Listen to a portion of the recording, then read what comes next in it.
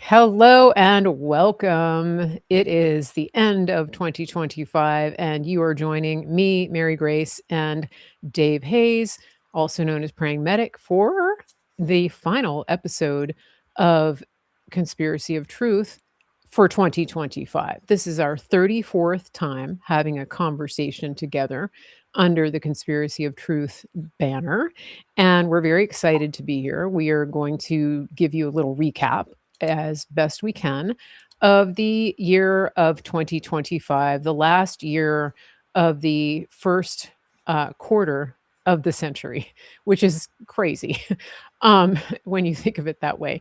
And it's an exciting time because we're going into the 250th anniversary of the founding of our nation. And there is so many things we could say about that, given the things that we've learned over the past 10 years, over the past year, and even in the past week. And the only thing missing from this episode is a bunch of pirates, but we're going to talk about them too. Uh, and Dave, Dave, Dave is busy retweeting, so that's why he looks like he's not paying attention, but he is. He's getting all of the shows out so everybody can see us. And while he's doing that, I will remind you that one of the best ways to get notified is to go to my website, marygracemedia.com, click on the join the mailing list over there, and you will get notified before we do a show like this. It's marygracemedia.com. That's where you can find all of my shopping links as well. So if you like what you're seeing tonight and you want to support the show, that is one way you can do it. You can buy from our sponsors and affiliate partners over on marygracemedia.com. You can also take advantage of the fact that you're listening to Dave on a regular basis and buy his books. And you can do that over on Amazon. Here's a link right here. You can just scan and go over, and I've made a handy list where you can access and see, oh, he wrote this, he wrote this, he wrote this. And you can find all of his books, except the one that is coming out soon. And we will most likely debut that here on the Conspiracy of Truth in the new year. And I think that's it. Oh, I have some other housekeeping for introductions. As usual, couple things. Dave and I are having a conversation. We've been doing that for a long time, and it's not an interview. It's really a conversation. And so for those of you who get irritated if I talk too long or if Dave talks too long or you think I interrupted or you think he interrupted, this is probably not the right show for you, and that's okay. But you can you Bye. bye-bye. Bye-bye. Back to Somalia with you. So I'm a little edgy tonight, but uh, so so yeah, we're just talking. We're having a beverage. We're talking. We're ending the new year, and hopefully it'll be meaningful to some of you, and you'll have a good time with us. We're live on Rumble. We're live on X. We're live on Facebook. We're live on YouTube as long as they'll let us, and we have Delia over on Rumble moderating. So thank you for being here, Delia. We appreciate that. And Delia's been like part of the crew from day one. And so we're very happy to have her over there. And it looks like we got a bunch of people on Rumble, so that's good. And I think that's last thing, we're never gonna DM you. We're not gonna DM you with crypto. We're not gonna DM you with precious metals. We're not gonna DM you with any kind of membership, anything like that, especially not on Telegram. I don't even go on Telegram. So if you get a message from me on Telegram, it's not me. Dave is on Telegram, but he's not DMing you. He's especially not DMing you with business opportunities or investment opportunities. If you get that, delete and block because that's not him, right? Correct. Anything else? Yeah, I've had people say, "Hey, thanks for DMing me on Instagram or WhatsApp or this other app." And I'm like, I don't even have an account on the app. What are you talking about? It's not me. Exactly. So, yeah, there's Yeah. scammers out there like crazy. It's only getting worse. Um, Apparently, the Somalis have taught these people around the world how to scam trusting good people, and we'll be yeah, getting into that. yeah. I I wanted I to am say the captain now. Go ahead. that yes, a way of introduction. I wanted to let you guys know something. The reason why we're having this conversation right now is because my wife Denise She's the brains of the operation. She Pretty literally much of the whole operation. yeah, Okay. she literally told me this afternoon. She's like, I think you should message Mary and see if she wants to do a show, like an end of the year show. So like, oh, and we're in the Jeep, we're driving around. Last day of the year, we have to do banking and get stuff in the post Yeah. office. It's been a busy day, and I was like, oh, man, I don't know if I have the energy, but there's so much going on Yeah. news-wise. I'm like, oh. And then 20 minutes later, you texted me. You're like, hey, how'd you like to do one more show, maybe tonight or maybe tomorrow? And I'm like, oh gosh, I guess I got two women asking for the same thing. So here we are. Well, and your wife and I were on the same wavelength. That's Did not. she message you before she asked me No, about that? no, we've just been, it's just because Denise and I are like this. Got the Yeah. And so that's what's happening. And I think I had literally just been to the post office to send you guys something. oh well, hey, Denise is very excited I about am that. too. Yeah. Yeah. So anyway, I had but no, she didn't say anything. She just All right. thought it. She just thought it. Well, And she's been looking at the headlines going, oh my gosh, yeah. really? Oh yeah. Oh yeah. I know. And I'm It's getting sitting here worse. like I'm sort of, vacillating between like rage and like, oh God, I have faith. I have faith. I have faith, God. But then I'm like rage. And I don't even know who to throat punch first, So is it the GOP? Is it the Democrats? Is it the Somalis? Is it the Afghans? Is it the like who? Right. And is it the white liberal women who enable this? I don't know. I don't know where to start. So then I'm like, God, please help me. I feel like that lady on she was on Ellen one time. She goes, I love Jesus, but I drink a little. I'm like, I love Jesus, but I want to punch people. That's how I feel sometimes. Yeah. Well, yeah, it's a natural. It's a natural Yeah, reaction yeah, when you think, okay, here we are, we're paying taxes, we're following the laws. We think if you don't follow the laws, if you break the laws, yeah. you might get arrested, you might go to court, Mhm. and you might get convicted, and you might spend the rest of your life in jail. Yeah, If you try to steal money from the government, we've all been told, you can get away with a lot of crimes. The one crime you don't want to get away with is like tax fraud. Don't try to cheat the government because they will find you and they will mhm. get their money back and throw you in jail. Yeah, I yeah. guess That's that works $600 in PayPal. You unless you're can't. a Somali, then it's Mhm. fine. I'm Yeah, like, you what can't. the world? Pretty much like any brown person imported from a third world shithole, you're fine. So, It's I, crazy. and if you're offended by that, you're part of the problem. Just straight up, like no holds barred. Listen, I want to take a quick second. One of our longtime listeners on Rumble, Meritac, is in the hospital with the flu. Okay. So let's pray for, I think it's her. Let's pray for her. Yeah, it's a really bad flu going around. And so, I just want to acknowledge that because, Okay. she's been ride or Those of you who are listening, get on it. yeah. Pray for her for the influenza bug to be eradicated and gone. Excellent. Thank you. Um, and that you will not be in the hospital much longer. And that I just angels in the hospital to look after you because you need that in the hospital. Okay. There you go. So, okay, yeah, we're back to throat punching. So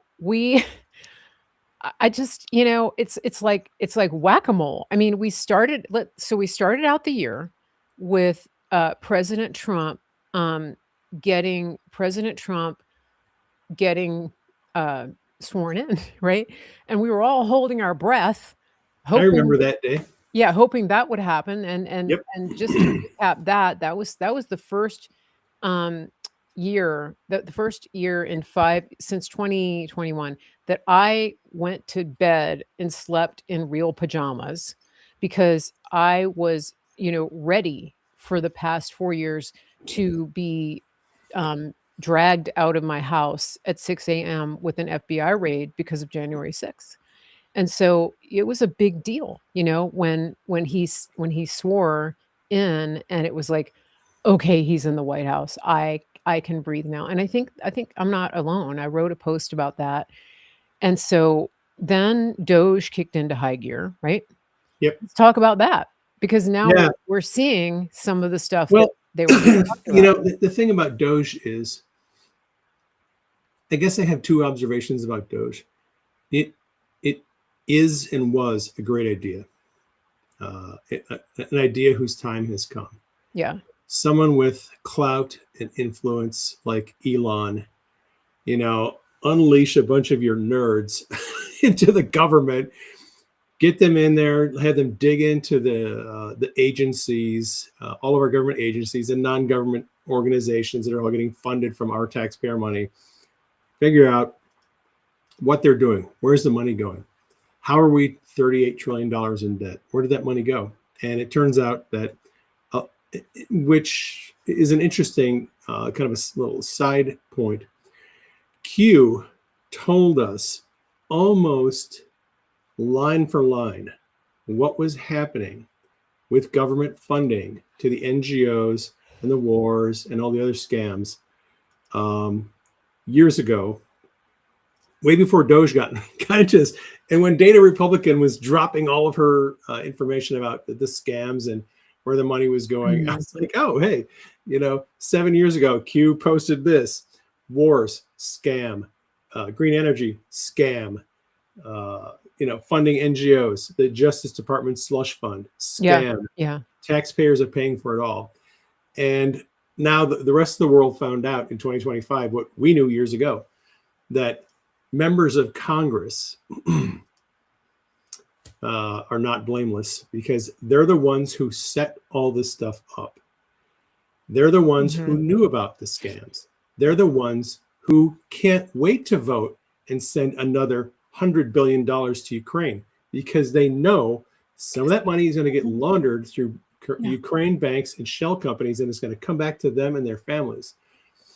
So the scam has been going on for a long time. Doge kind of pulled back the curtain, and then Congress very quickly was like, hey, nothing to see. Don't look at the man behind the curtain. Hey, block that up. Yeah.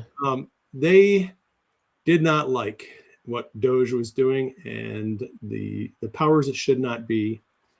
I think it's just my own personal opinion. There are many people who've been planted into the MAGA, America First movement, and they have been planted into our movement to expose little bits of, let's say, institutional corruption here and there. They get a big following, and then they turn against certain people who need to be targeted.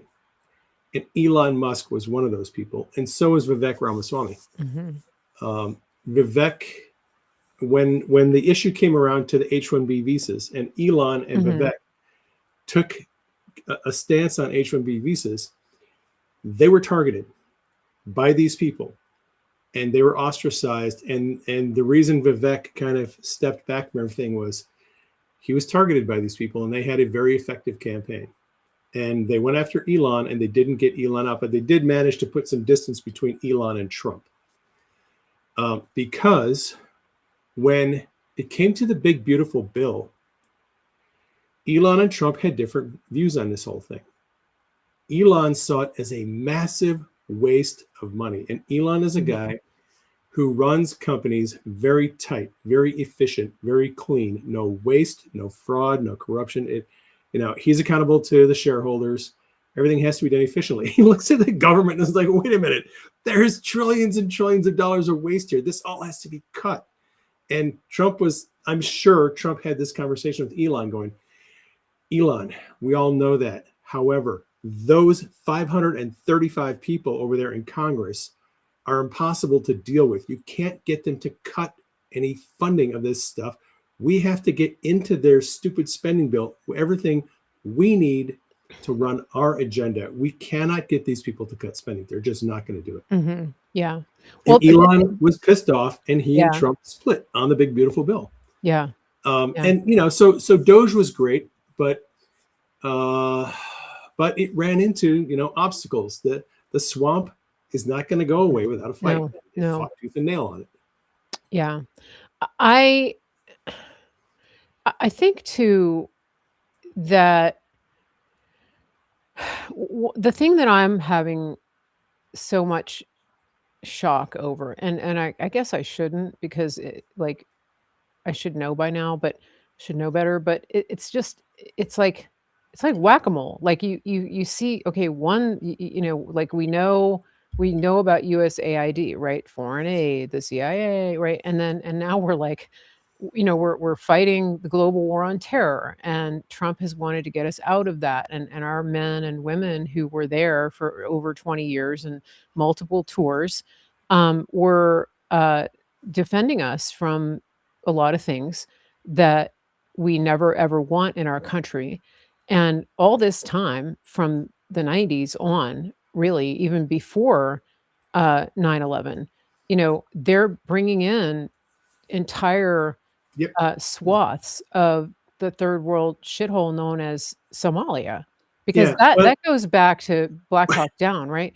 When I was working in Washington Oh, State, we lost you. Oh, there. am I gone? No, that was my fault. Go Yeah. talk.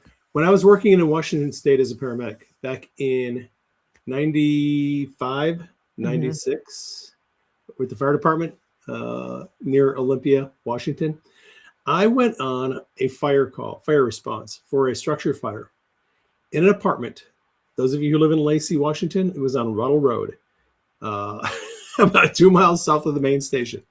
And we go to this apartment building, a low rent, subsidized housing apartment complex. And there's smoke rolling out the front door. We go in there, and there's a tribe of Somalis in there. There's like 25 people in there. Hmm. And they have a fire. They went out into the woods, scavenged wood, Yeah. brought it inside, and lit a fire on the living room floor in the apartment. And they were cooking food over this fire in their apartment floor. And the place was filled with smoke. Double And digit IQ. nobody spoke English. Yeah. So we're trying to communicate to these people, look, we just went in there, we put the fire out. We're trying to communicate to these people, what the hell are you doing? You can't light a fire. It like the carpet and the furniture, it's all flammable. Like you're going to burn everything up in here. But Mhm. they didn't, that was their culture. They Mhm. burned Yeah. wood to cook things, even though they had a stove and they had an oven. They didn't know how to use that crap. Mhm. And this was in like 95 or Yeah. 96. That's how long this has been going on. Yeah. Yeah. That's the part.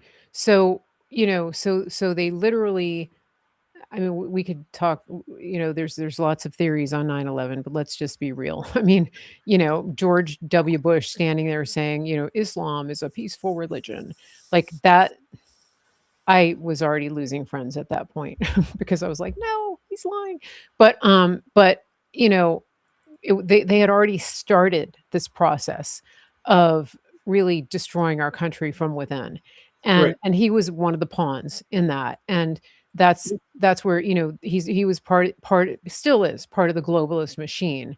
And Well, so this is what Bush he was Senior, fighting. yeah, Bush Senior, Bush Junior, Yeah. Clinton, Obama, they were all part of the machine. They all were part of the psyop Yeah. and it happened in Europe too at the same time. Hmm. In Europe, it was a push for multiculturalism Hmm.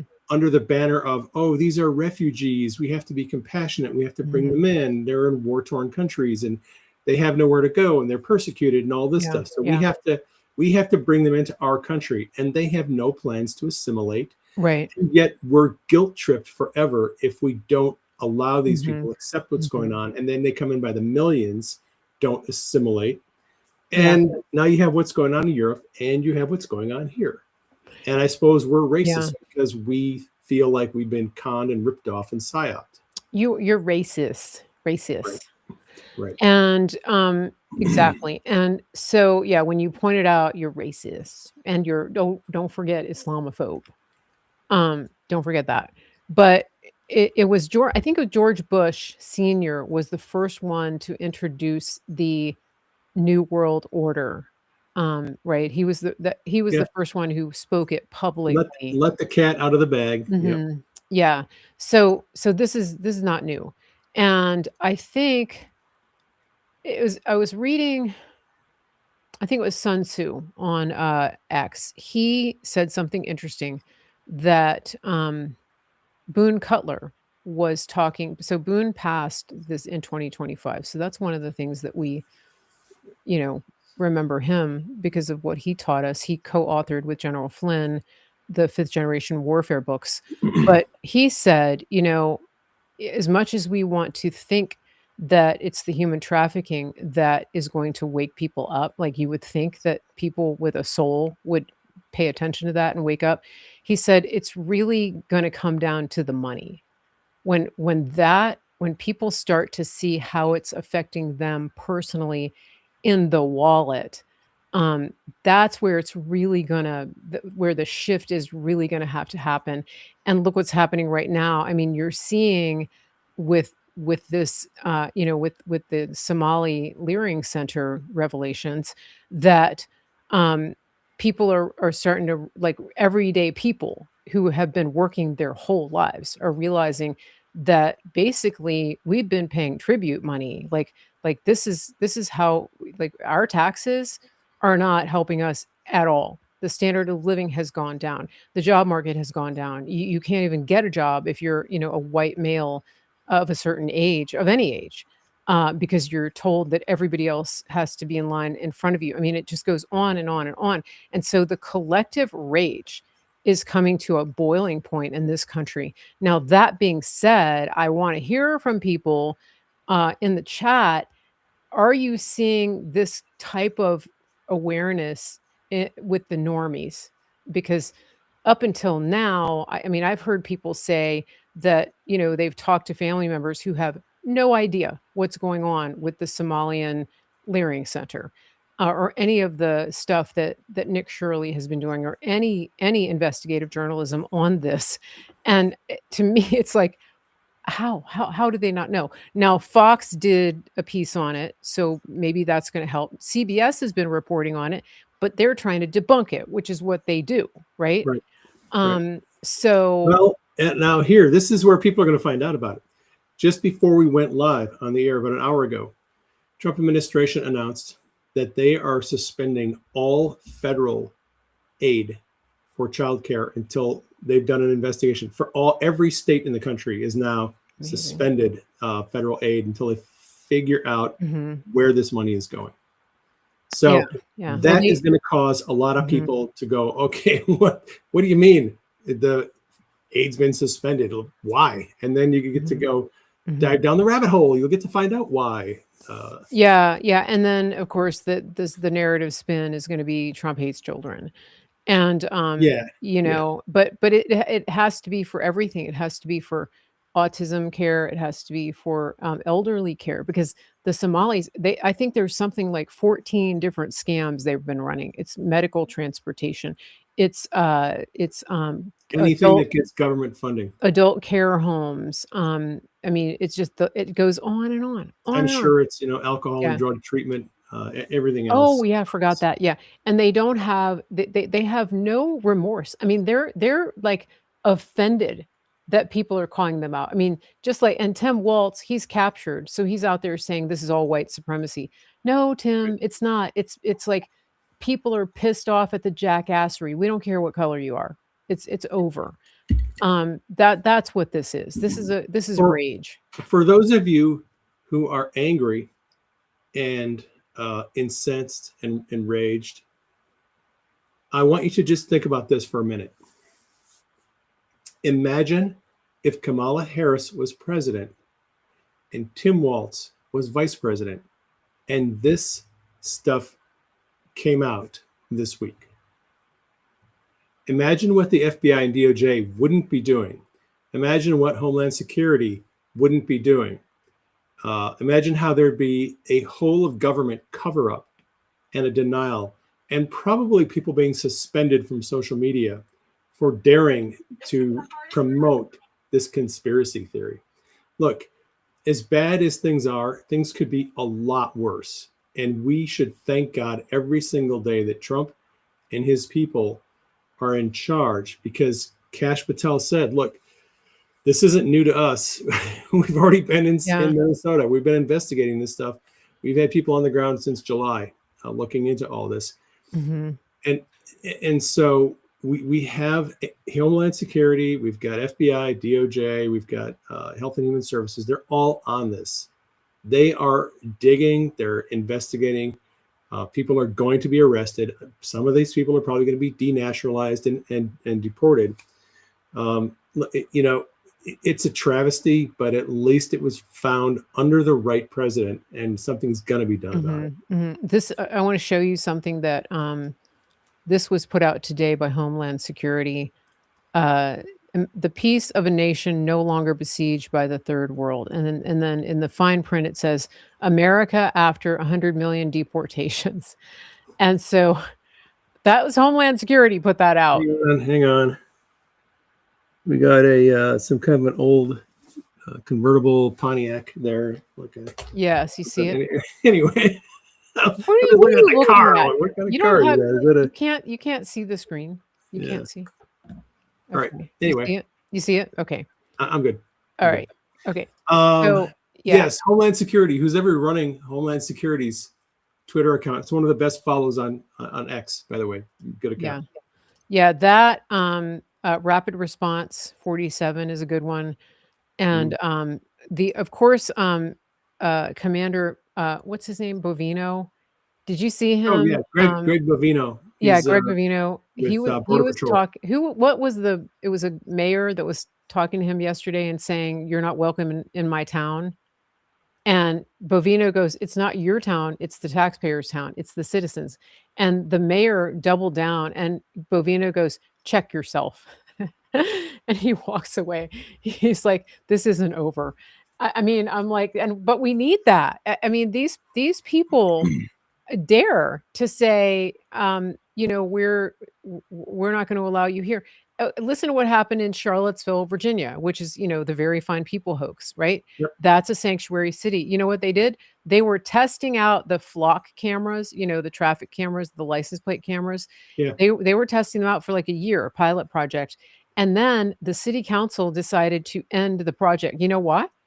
Because they found some crimes going on that they didn't want to find. Yeah, because not because of any objections by people like me, right? Who value our privacy, because it might put, I kid you not, it might put innocent people in danger, meaning they might identify illegals driving around town. That's why they ended it. That's why they ended it, because they were protecting.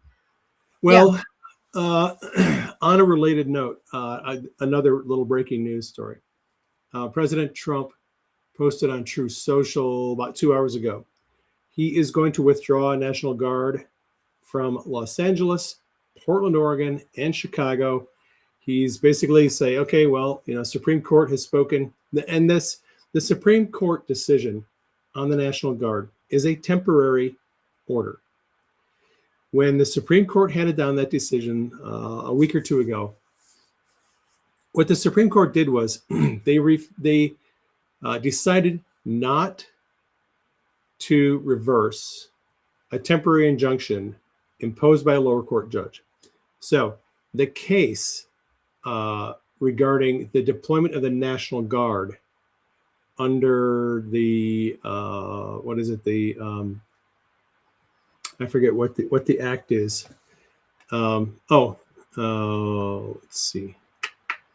Foreign against when there's an invasion by a foreign designated foreign terrorist organization. Anyway, that there's a case that is pending in a lower court, and a judge issued an injunction against the White House, against Trump, saying that can't deploy the National Guard for this because it's a state issue.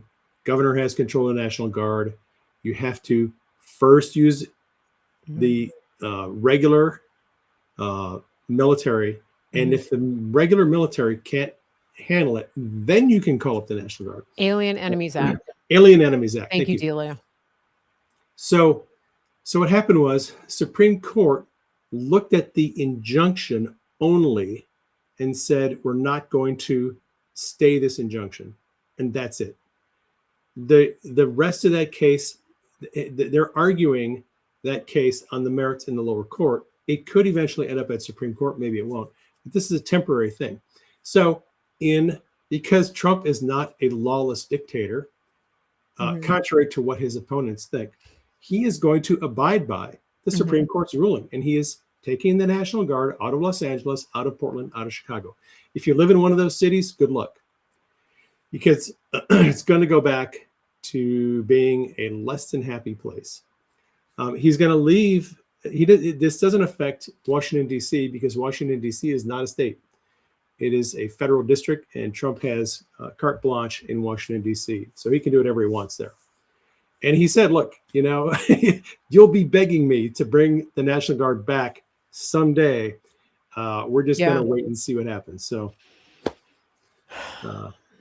well, I mean, what good is stupid if you're not going to use it? I know. That's what we're seeing over and over with these people. And, then it's like they're going to do what they always do, which is they're going to allow a crisis to erupt or create a crisis. And then, of course, then they're going to ask for solve the crisis. Yeah. And then they're going to ask for federal money to solve the crisis, because in the past, what they have done is always launder the money. They don't actually use the money for what it's supposed to be. And for example, the fire, the Palisades fire, those people still can't rebuild. People who have oceanfront properties are stuck in bureaucracy and regulatory nightmares of trying to rebuild. And there's government money available for them to do that. But of course, it's probably already spent by the Somali pirates. Let's look at the biggest boondoggle the state of California ever pulled off.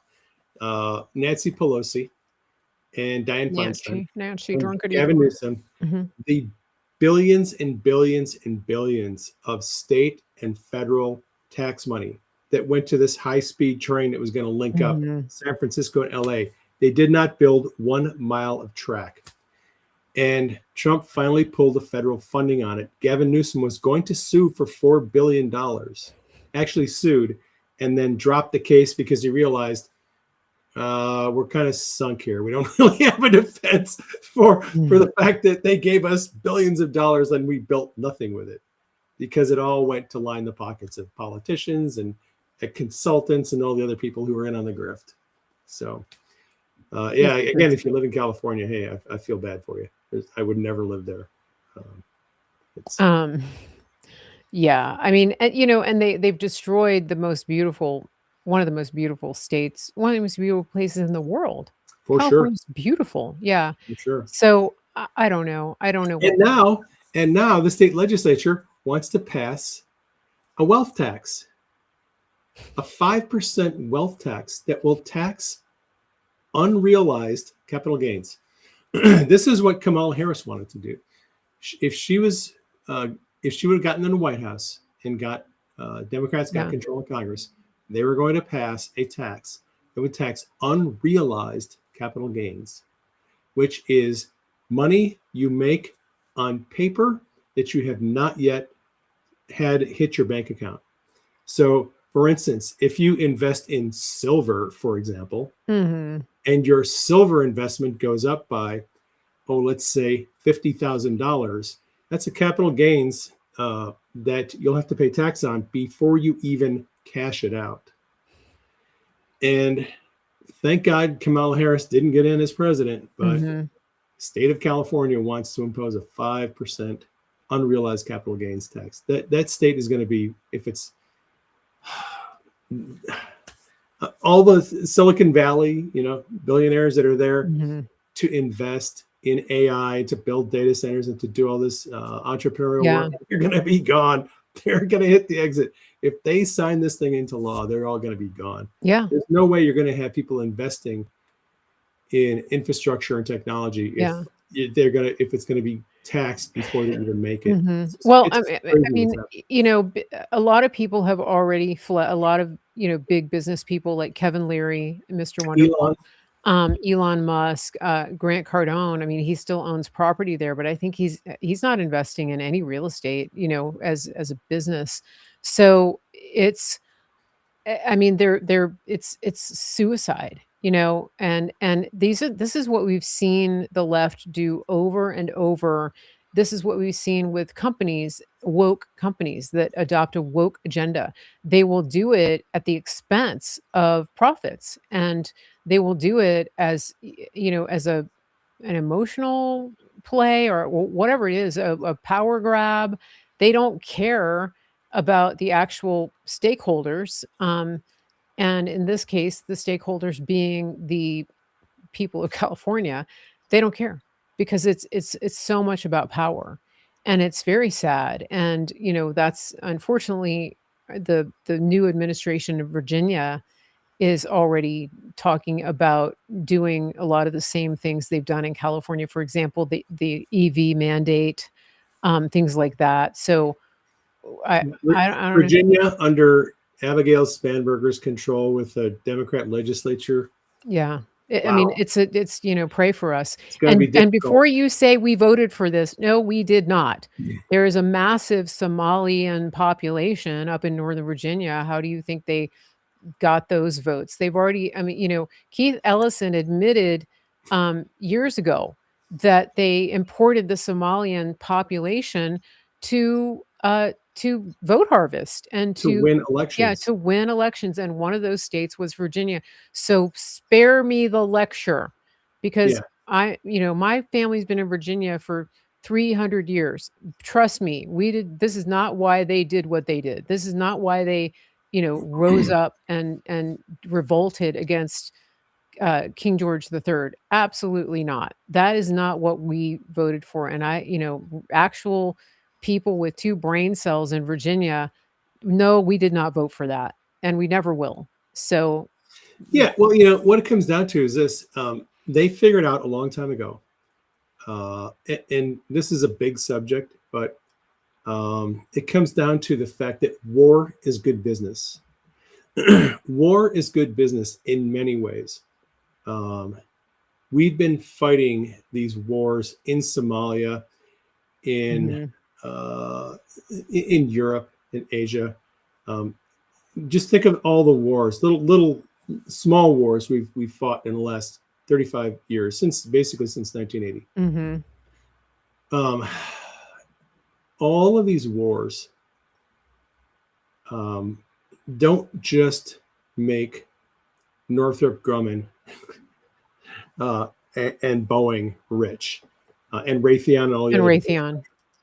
Part of the reason for the never-ending wars is indeed to take taxpayer money and funnel it into defense contractors. But there is so much more that goes on to this. Bosnia, war in Bosnia, comes to mind. Mhm, One of the earlier wars.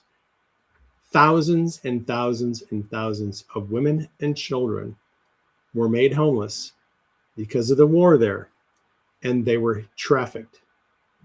Some of them were sex trafficked. Some of them were sold into basically servitude, taken places and forced to work in factories. And some of them were exported to other countries as refugees. And refugee settlement is a big business. You can take taxpayer money and you can give it to NGOs. And the NGOs then take the money and say, oh, we're going to take all these refugees and we're going to take care of them. We're going to build shelters. We're going to educate them. And we're going to do all these wonderful things. They're going to set up healthcare clinics and make sure that they're all going to be okay. These people disappear or they stick around, get registered. And then when they come in the States, they'll take these people to Somalis and other populations. When it comes time for an election, bring them all into a big building and instruct them how to fill out their ballots so they can all vote for the same people. Or they just get their signatures, get their IDs, vote for them to pervert our electoral system. Yeah. This has been systematized. It has been in place for decades. It's been going on. It's going on in Atlanta. It's going on in Minneapolis, New York, California, Virginia, Portland, Seattle. It's going on everywhere. It's probably going on here in Arizona. In fact, there was a very little known story out in Sun City, Arizona, of a election ballot factory out there where they were filling out thousands and thousands of ballots and shipping them around the country to different states in different elections. The way that these people have engineered a system that benefits them, they have taken advantage of this, pulled the wool over everyone's eyes, got the mainstream media say, "Oh, you're a conspiracy theorist. There's no proof of election fraud. That's not happening." Yeah. And Trump keeps on telling us, look, FBI and DOJ have been on the trail of election fraud. They're digging into it, and they're going to be bringing out the proof to the public about election fraud. The whole system is a scam, and it's a little bewildering and daunting to just think about all this and not get. It's hard to not get discouraged sometimes.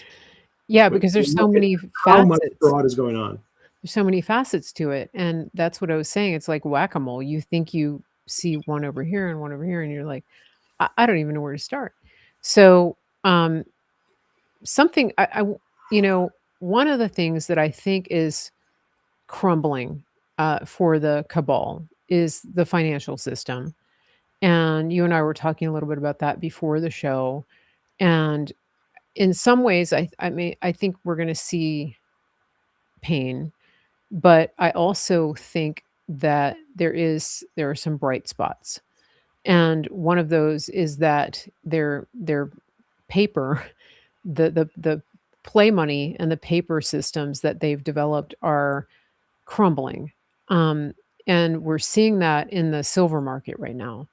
And I wondered if we just talk a little bit about that, because I think if you're on X, you're seeing a lot about silver and the price of silver, but maybe if you're not dialed into it, you don't know what we're talking about, but it's something that I think you should. And so, why don't you want to talk a little bit, because you've Sure, been why not? watching, you've been paying attention to silver. Why not? for quite Yeah. some time. And I want to talk about like the brokerage houses and what kind of the shorts and what they've been doing with silver. Yeah. Okay. Yeah. We can talk about that. So, I've been following the precious metals markets for a long time, and particularly I've been following silver because God has been giving me dreams for the last 15, 16 years about silver. And I had another dream about silver last night, actually. And so did one of my friends. We have a little dream chat. There's like 7 of us in this dream chat. He posted his dream last night. It's about silver. And I was like, oh man, I had a dream about silver too. So anyway, so I've been following the precious metals markets, and I'm not like an options trader, although Denise and I did take a class where we learned how to trade options years ago. We took this class through TD Ameritrade, and we learned how to put some calls and looking at investing patterns of stocks and ETFs, and how to do technical analysis of stocks. However, all that stuff said, we know how to do some technical analysis, but we are not traders of silver and gold ETFs. I don't think buying paper metal is a good idea, because I'm also a prepper. So God has also spoken to me about a collapse of the financial system, collapse of the stock market. And again, years ago, 2012, 2013, I was having a lot of dreams about collapse of the stock market, collapse of the financial markets. And I wrote a book called A Kingdom View of Economic Collapse. Hardly anybody knows about it. It's only available on Kindle. It's a little ebook that I wrote. I think I have it. I think it's on the list. Yeah. Hold on. So that's okay. So So I've been following this stuff with an eye to what is going to happen in the future with stock markets and our financial system, and how is Trump going to deal with all this?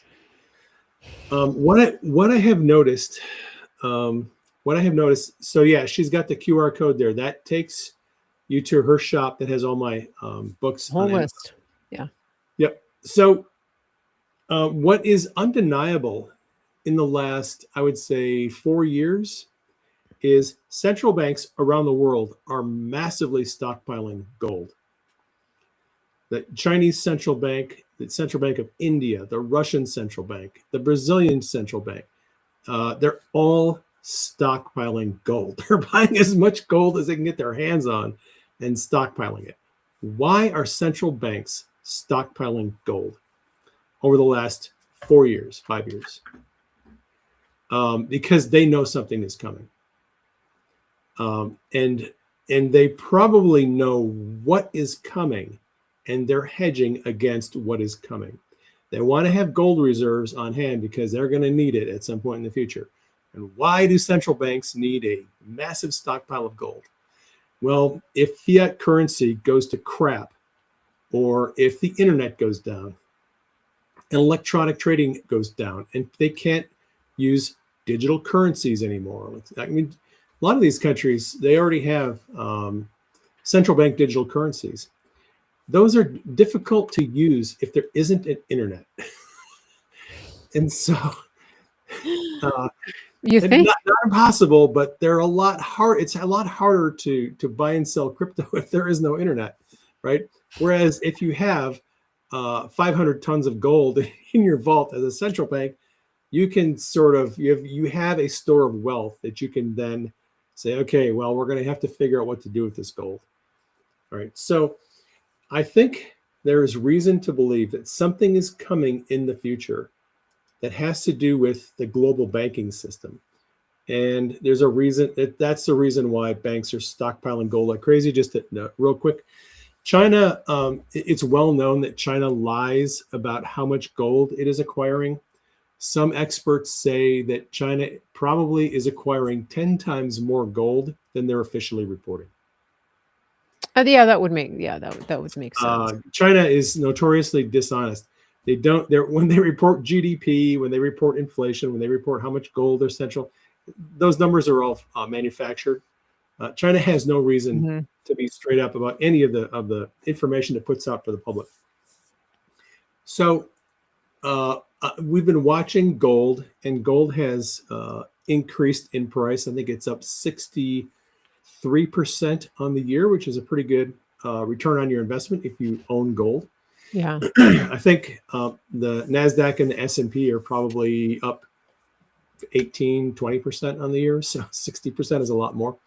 But silver finished out the year up 148% on the year. So if you had $100 worth of silver at the beginning of the year, it's massively increased, 148% this year. So I've been following silver because God just keeps giving me these dreams about silver. I have had dreams about gold too, investing in gold, but way more in dreams about silver than anything else. So, so silver has had a very rapid run up in price in December. It actually started around Thanksgiving. November 23rd, if you look at the chart, November 23rd, right about Thanksgiving, the silver chart starts like this and then goes, it starts going parabolic right at Thanksgiving. And silver has gained 40% in like the last 5 weeks, 40% of its value in 5 weeks. Very short, very quick run up. So everyone last week is like, what's going to happen? How high is it going to go? Is it going to come back down? It's going to crash. Is it at the top? Right? Everyone's speculating what's going on. And then it hit, I think, $84-ish, depending on, the price of silver is a little bit of a nebulous idea because you can look at the spot price of silver in Dubai versus Shanghai versus New York versus London. Different websites report different spot prices and different futures prices. So there isn't like a universally agreed upon price of silver. So all the numbers that Mhm. I put out there are just relative to other numbers that are, this is a ballpark of where it's at a given point in time. So silver had a little pullback, hit a high of about $84.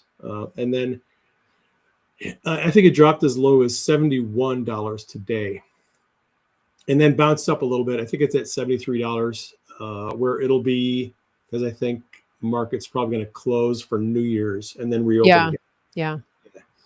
So, so there's this question that people have: what is going on with the metals market? And it's not just gold and silver. Platinum has been duking it out with silver all year long. Actually, Mhm. really since June. In terms of percentage growth. If you look at the rise in silver and platinum and copper, it's all been since June, since summer. That's when silver really started to take off. That's when platinum started to take off. Platinum and silver both hit a high of around 180% increase on the year as of like a week or two ago, and then they both pulled back a bit. So platinum, silver, palladium, gold, and copper are all sitting at all-time highs right now, or have been in the last week. What the heck is going on with these metals? Why is there a massive increase in price? So Yeah, copper it's a good question. is easy to explain because copper is used in most industrial applications, any place where you're running electrical wiring. If you're building houses, if you're building any kind of anything that transfers electricity, you need copper wiring. And when the economy is growing and booming, the price of copper goes up, the use of copper goes up, and the price of copper goes up. So the price of copper is a good indication of growth, of particularly industrial growth. And with all these AI data centers and power generation facilities growing and other things, that's probably the reason why copper has been going up. But silver is a little bit different animal, similar but different. Same, but different. Silver is not really used as a monetary metal right now. It was in the past, right? Before 1965, all the half dollars, quarters, and dimes are all 90% silver. I was just going to bring that up. I want to say something about that to people who are thinking, hey, I don't really have the means to go out and buy a bunch of silver.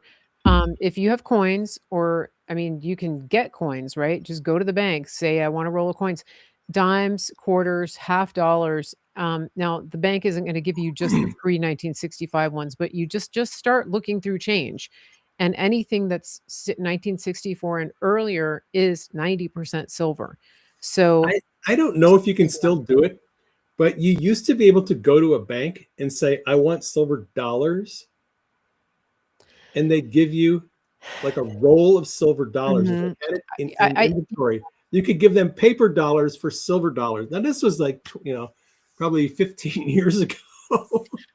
I mean, that's a good, I don't see why they wouldn't. And, again, it's like pre-1964, you've got 90% silver. So if the price of silver, let's say, is $80 an ounce, 90% of that is your silver dollar is now worth $72. So, something to think about, Yeah, Elon has been tweeting about this too.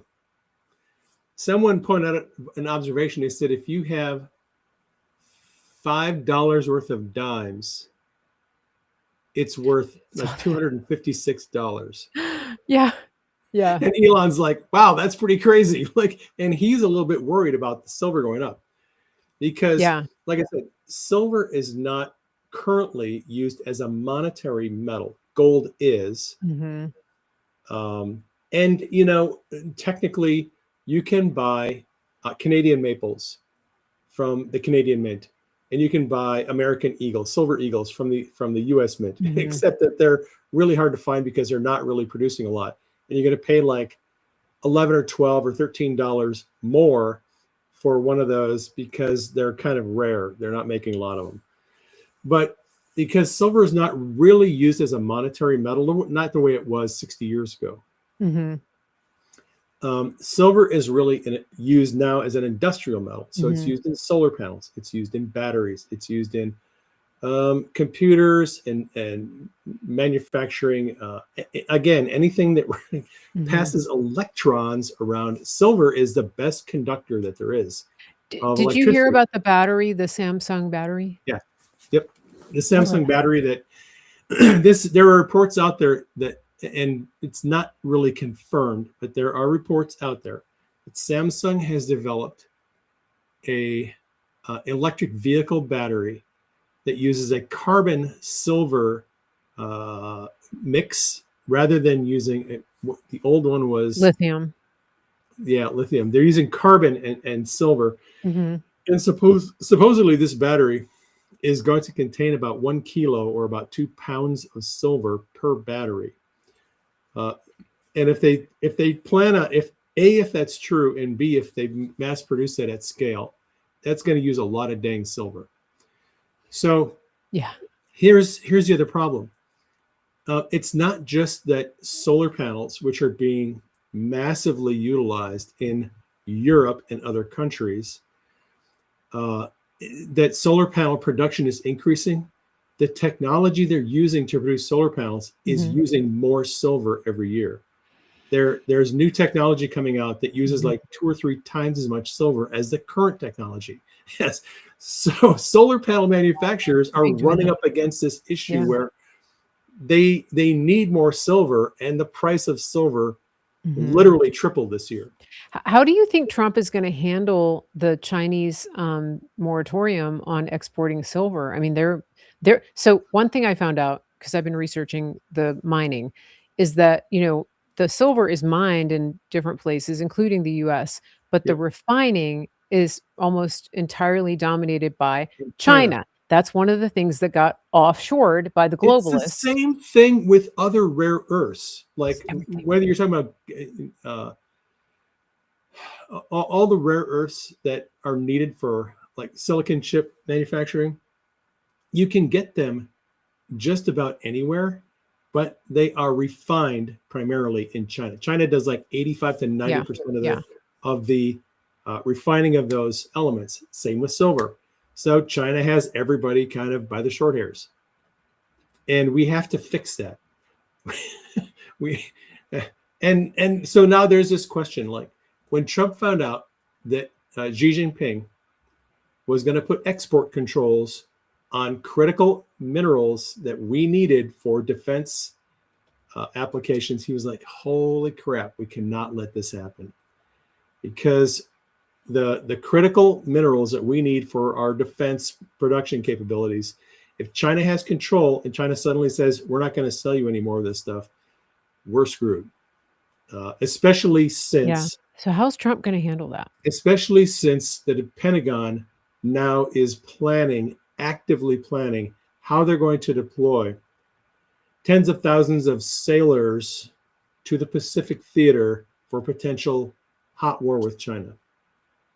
That is on the front burner now. The military is actively planning how they're going to deploy 50,000 Navy and Marines to the Pacific to defend Taiwan, because they know that eventually China is going to make a move on Taiwan. Yeah. And so there's this question, right? So Trump was able to leverage our technology. Trump was basically went to Xi Jinping and said, well, okay, if you're not going to sell us these critical minerals, then we're not going to give you any airplane parts for your Boeing airplanes. Have a nice day. If your planes fall out of the sky, that's not our problem. So don't fly Air China. So there's this leverage war that's going on between Trump and Xi Jinping right now, and it's going to involve silver, and it's going to involve a lot of other metals too. There are a lot of minerals and metals that have been added to the critical minerals list, both the United States and China this year. Mm-hmm. Mm-hmm. How that's going to shake out, I don't know.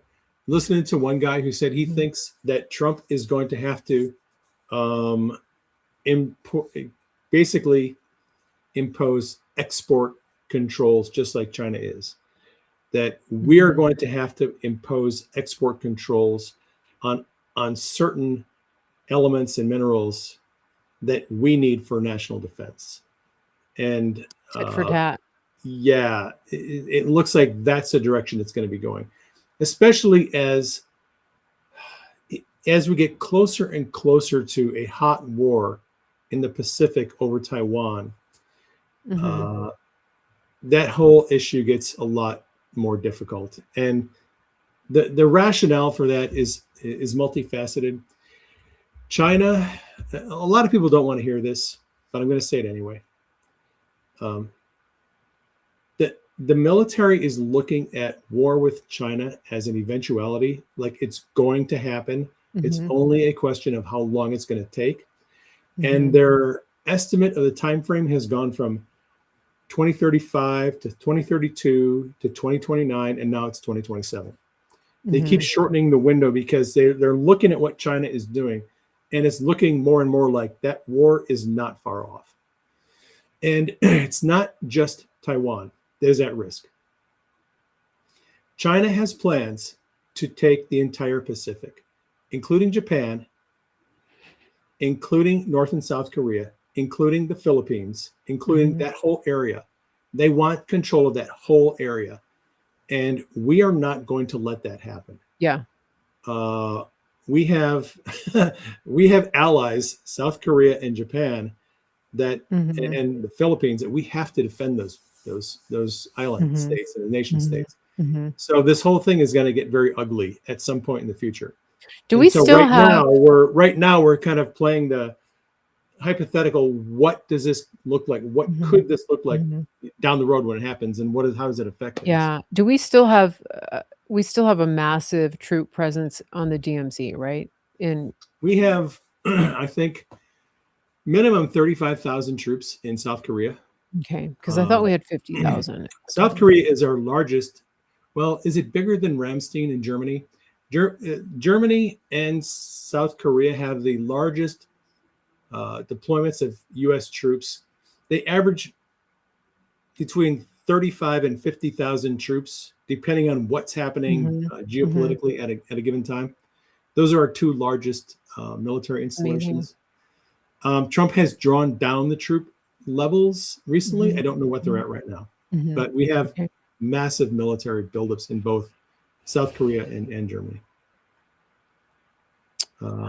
Yeah, a lot so happening. Back to silver. Yeah. So what is going to happen with silver? Well, there's this issue, like silver is becoming, silver is not mined primarily as we're going to go build a silver mine and we're going to just mine silver. It's a byproduct.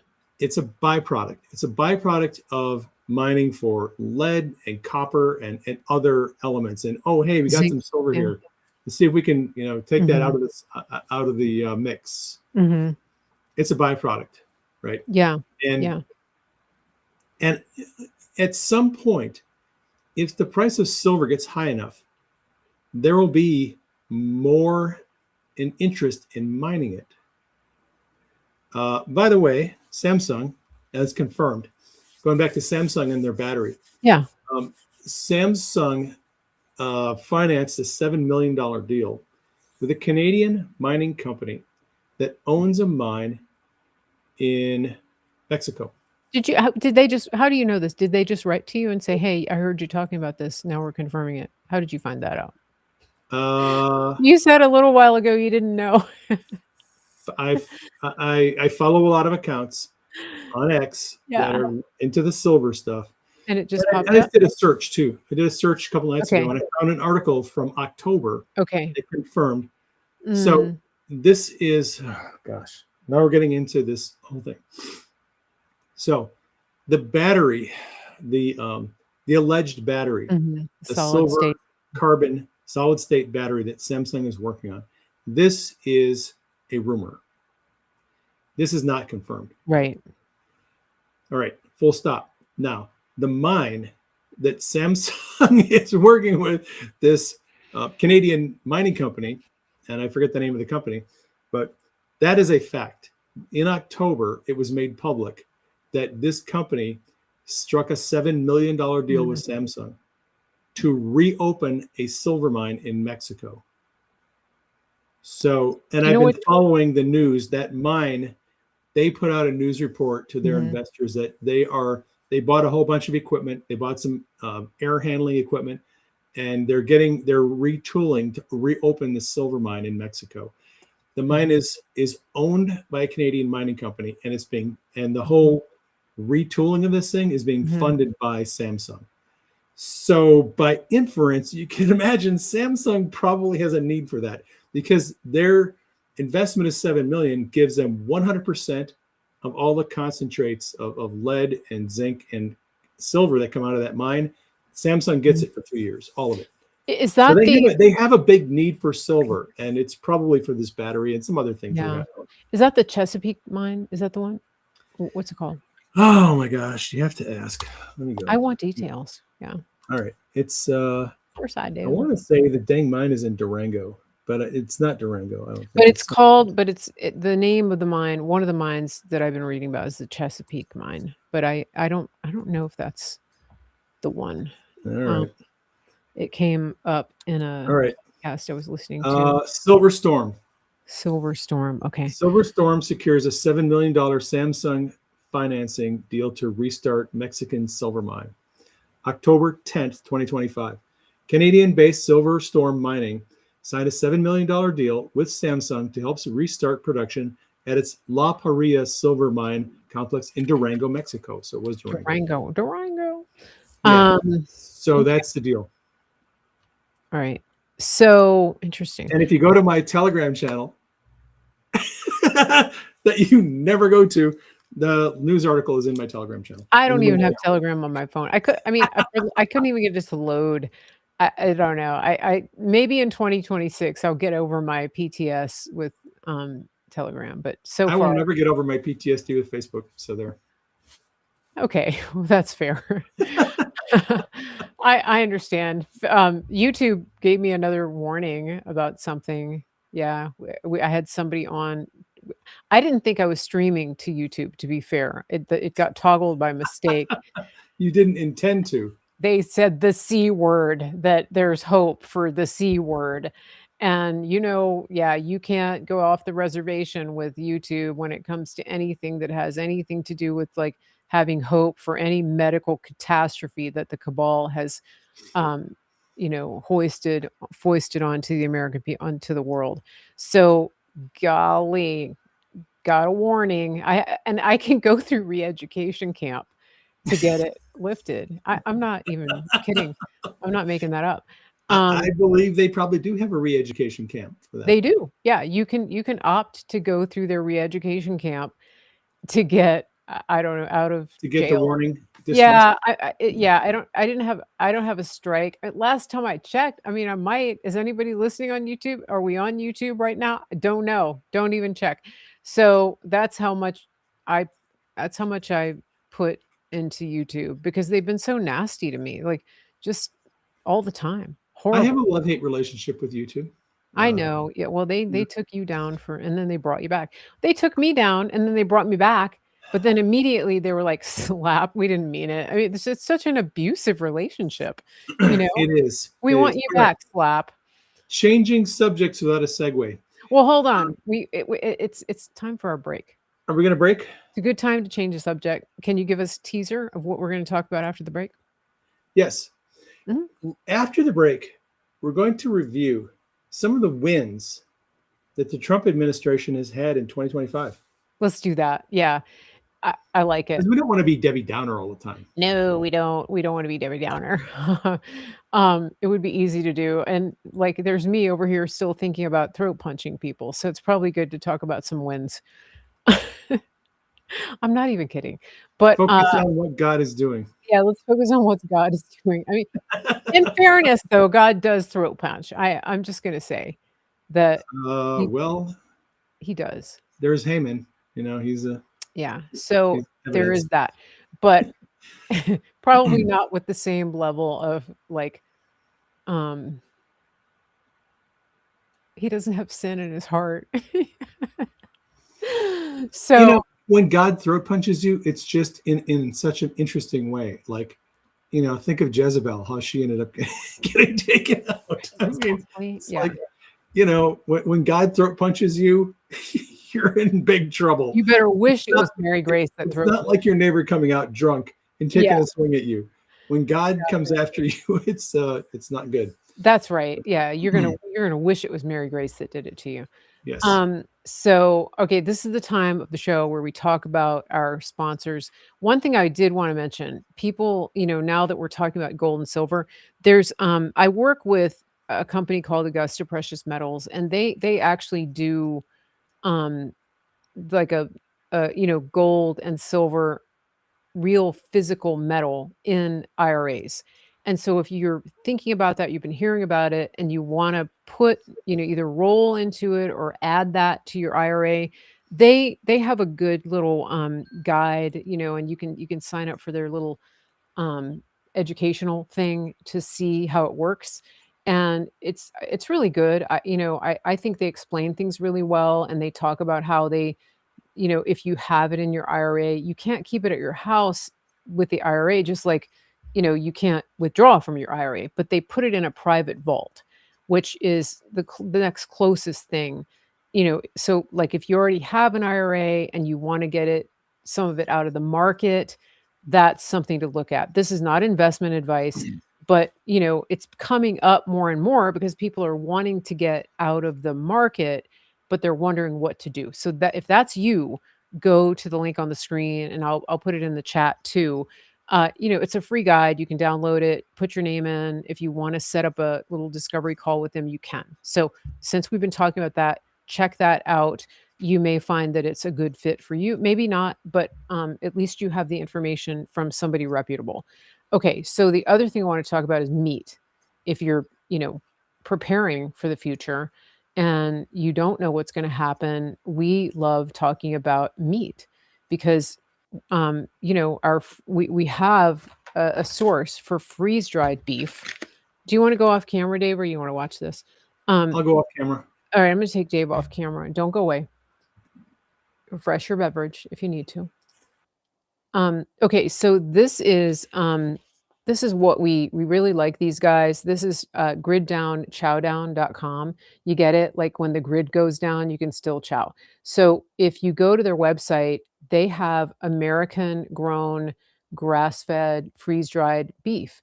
And that's great. You can use it for prepping. You can use it for regular cooking. I don't know why it's so blurry. There we go. But this is really great. This is a pound of ground beef, and it comes like this. It's freeze-dried. It's not jerky. They do make jerky, but this is the freeze-dried beef. When you reconstitute this, it's just regular ground beef. You can make tacos, you can make hamburgers, whatever it is you would do with a pound of fresh ground beef, you can use this freeze-dried. And of course, look at the package. It has one ingredient, it's beef, and you can store this, get a big tub, put your freeze-dried beef in it. So this is one of the best prepper foods you can buy. Like skip all of the, oatmeal and crazy things like that. I mean, you can buy that kind of stuff and put it in vacuum sealed bags, but a lot of people aren't doing their own freeze-dried beef. So this is a great source. Some people do the subscription model where they're using it just for their regular cooking. It's up to you, but we really do like them. And you're also helping to preserve American farms and ranches because that's where we're sourcing this. It's all sourced and processed in the US. So please support them and use promo code Mary Grace when you buy from them. The next one I wanted to show you is we have had a partnership for a long time with MyPillow. If you go to mypillow.com, promo code Mary Grace, you can get your pillows, blankets, sheets, all kinds of stuff, dog beds, clothing, slippers. It's a great company. And as some of you know, that Mike Lindell is, I think, officially running for governor of Minnesota. Wouldn't that be great? But we try to support him as much as we can. So please go and scan the code. Go to mypillow.com. Use promo code Mary Grace. If you're doing your yearly house cleaning and replacing things, and you want to replace your towels, check with them first. Fantastic towels. I love them. The sheets are fantastic, really good, really high quality. Go to mypillow.com, promo code Mary Grace. The last thing I want to talk to you about is your health.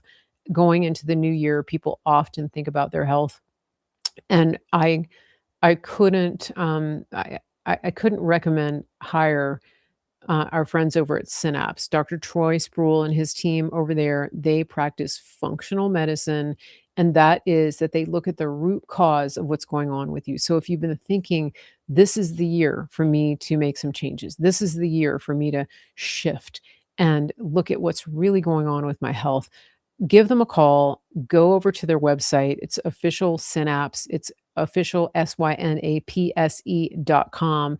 Tell them Mary Grace sent you. Set up a free discovery call. There's no cost for it. You simply tell them that you want to do a discovery call. One of the good things that's happening now is that people are able to use more of their health savings money for things like this. And so and a lot of people are opting, instead of buying expensive insurance policies, they're putting it toward these types of alternatives so that they can actually get healthy. And so we've had really good results with them, and we recommend them really highly. I said that was the last one, but really the last one is my Mary Grace Essentials store. This is where people go to buy really authentic and real supplements that you can guarantee the purity and the source. Some of the big box stores don't have that guarantee. You don't know if you're dealing directly with the company that makes the supplements, but over there at Mary Grace Essentials, you do. You have a guarantee because we work directly with the manufacturers, and that's accessed through my website, or you can go to marygracewellness.gethealthy.store. New users get 10% off. You save money when you do subscribe and save. It's free shipping. It's a fantastic website, and there's so many options. If you're using name brand supplements, really high quality like Thorne, Pure Encapsulations, companies like that, you'll find most everything you need over there on Mary Grace Essentials. If there's a particular one you're looking for that is direct, that's commercially available, and you don't see it there, email me, and most likely we can add it. So that's it. That's our little promos here, and I hope that everybody will look into that for sure. And I think that's it. So we'll bring Dave back on. And we're going to talk about, yay, he's back. So we'll talk about the good things that have happened in 2025, and we will end this night on a high note, and hopefully giving people hope in God and in what President Trump and his administration are doing. You have a list? Yep. Okay. Hey, thanks. I wanted to bring up something real quick. You were talking about healthcare and alternatives to mainstream healthcare. Denise and I have, like a lot of people, have been kind of perplexed and bewildered at the current state of our healthcare. Whether it's big pharma, whether it is the big insurance, whether it is Obamacare, and the boondoggle that has become. Mm-hmm. It got to a point for us where our insurance premiums were insanely high. Yeah. And we had to make some difficult choices. I don't have dental insurance.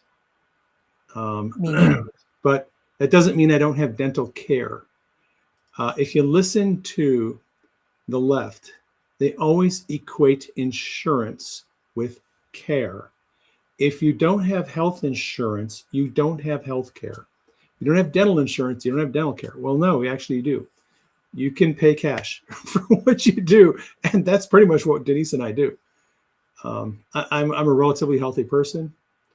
Uh, Yeah. so, sometimes when you're a healthy person, you roll the bones and you say, I'm not going to pay, $3,000 a month for health insurance premium that I'll Yeah. probably not use in the next 8 years.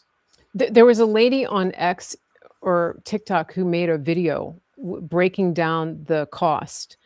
I wish I had saved it because it's what you're talking about that as first of all, being proactive with your health and Right. taking responsibility for it. And one of the things I've talked about for a long time is, we don't expect our car insurance to cover routine maintenance, tires, belts, hoses, oil changes, but somehow we've been conditioned to expect our health insurance to cover that, which is what you're saying, that the big medical industrial complex has conditioned people to believe that health insurance equates to health care.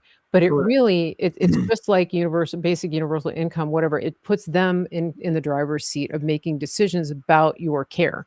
Right. And and so one of the things that I've been learning about this is that, let's say that you do forego paying the high insurance premiums. Well, let's say that you put that amount of money into your own savings account, and then in the event that you're going to someone like Synapse and you're taking advantage of their program of functional medicine and getting real answers, it's likely that you're going to spend a lot up front, but you're actually getting solutions, and you don't have somebody in an office in a cubicle somewhere who has no idea what your condition is, making an actuarial decision about what you're allowed to do and not do. And so this is where this whole model is what you're talking about, right? And then if you Yep. do have something catastrophic, the chances of the hospital saying, "Oh no, we're not going to help you. You fell out of a tree and broke a bone or whatever, or you fell down a cliff when you were trying to put mesh nodes up somewhere." Um, they're not going to be like, "Oh, we're not helping you." Right. And then if you get a hospital bill, then you negotiate it. Right. That's Exactly. yeah. Exactly. So I Um, have three things to say on that. Number okay. one, I did interrupt that time. no, that's okay because you provided some valid, That's for the very good haters. observations. But Okay. in addition to what you said, I just want to point a couple of things.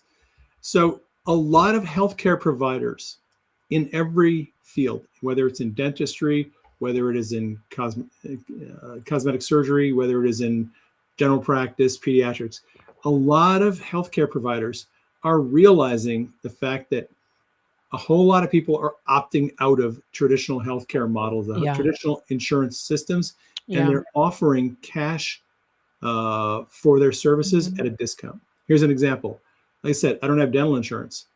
I have a deal with a dentist. I go in for twice a year cleanings and exams, and Mhm. I pay a very reasonable amount of money, but it's just a cash deal. They don't bill my insurance. I just pay cash for it, right? Denise has a doctor that she's seeing who does not Mhm. take. Denise is old enough; she's on Medicare now. So her doctor doesn't take Medicare, right? But the thing is, if you look in the system and find only a physician that's going to take Medicare, you're going to be in traditional pharma. They're going to be giving you traditional medications, and they're not going to be looking at natural treatments or peptides or any Yeah. of the cool Yeah. stuff that actually works. So Denise pays cash. She goes to this doctor, and when she went in for her first appointment with her doctor, the doctor was with her for an hour. Yeah. An hour. She sat there with the doctor Yeah. and she explained all of her medical history, the medications, treatments she's taken, what hasn't worked, what has worked, issues that she's got going on, labs that she has had done. And the doctor listened to her for an hour and then got her on a treatment plan that is actually going to make a difference. Yeah, and that's what we're talking about. I want to say something about dental. I want to add, Yeah. so my nephew, he went to the dentist and he had some real issues. He has type 1 diabetes, and so, we found out that he was facing some pretty serious dental work. Well, they told us there about one insurance provider that he could sign up for even without, even with, what do you call it? Like, Pre-existing. yeah, with pre-existing, like they told us that day, they were like, sign up now. We take their insurance and, we'll honor that. And so that will cover, and she actually showed us like exactly, how much they were going to cover. It's called Delta Dental.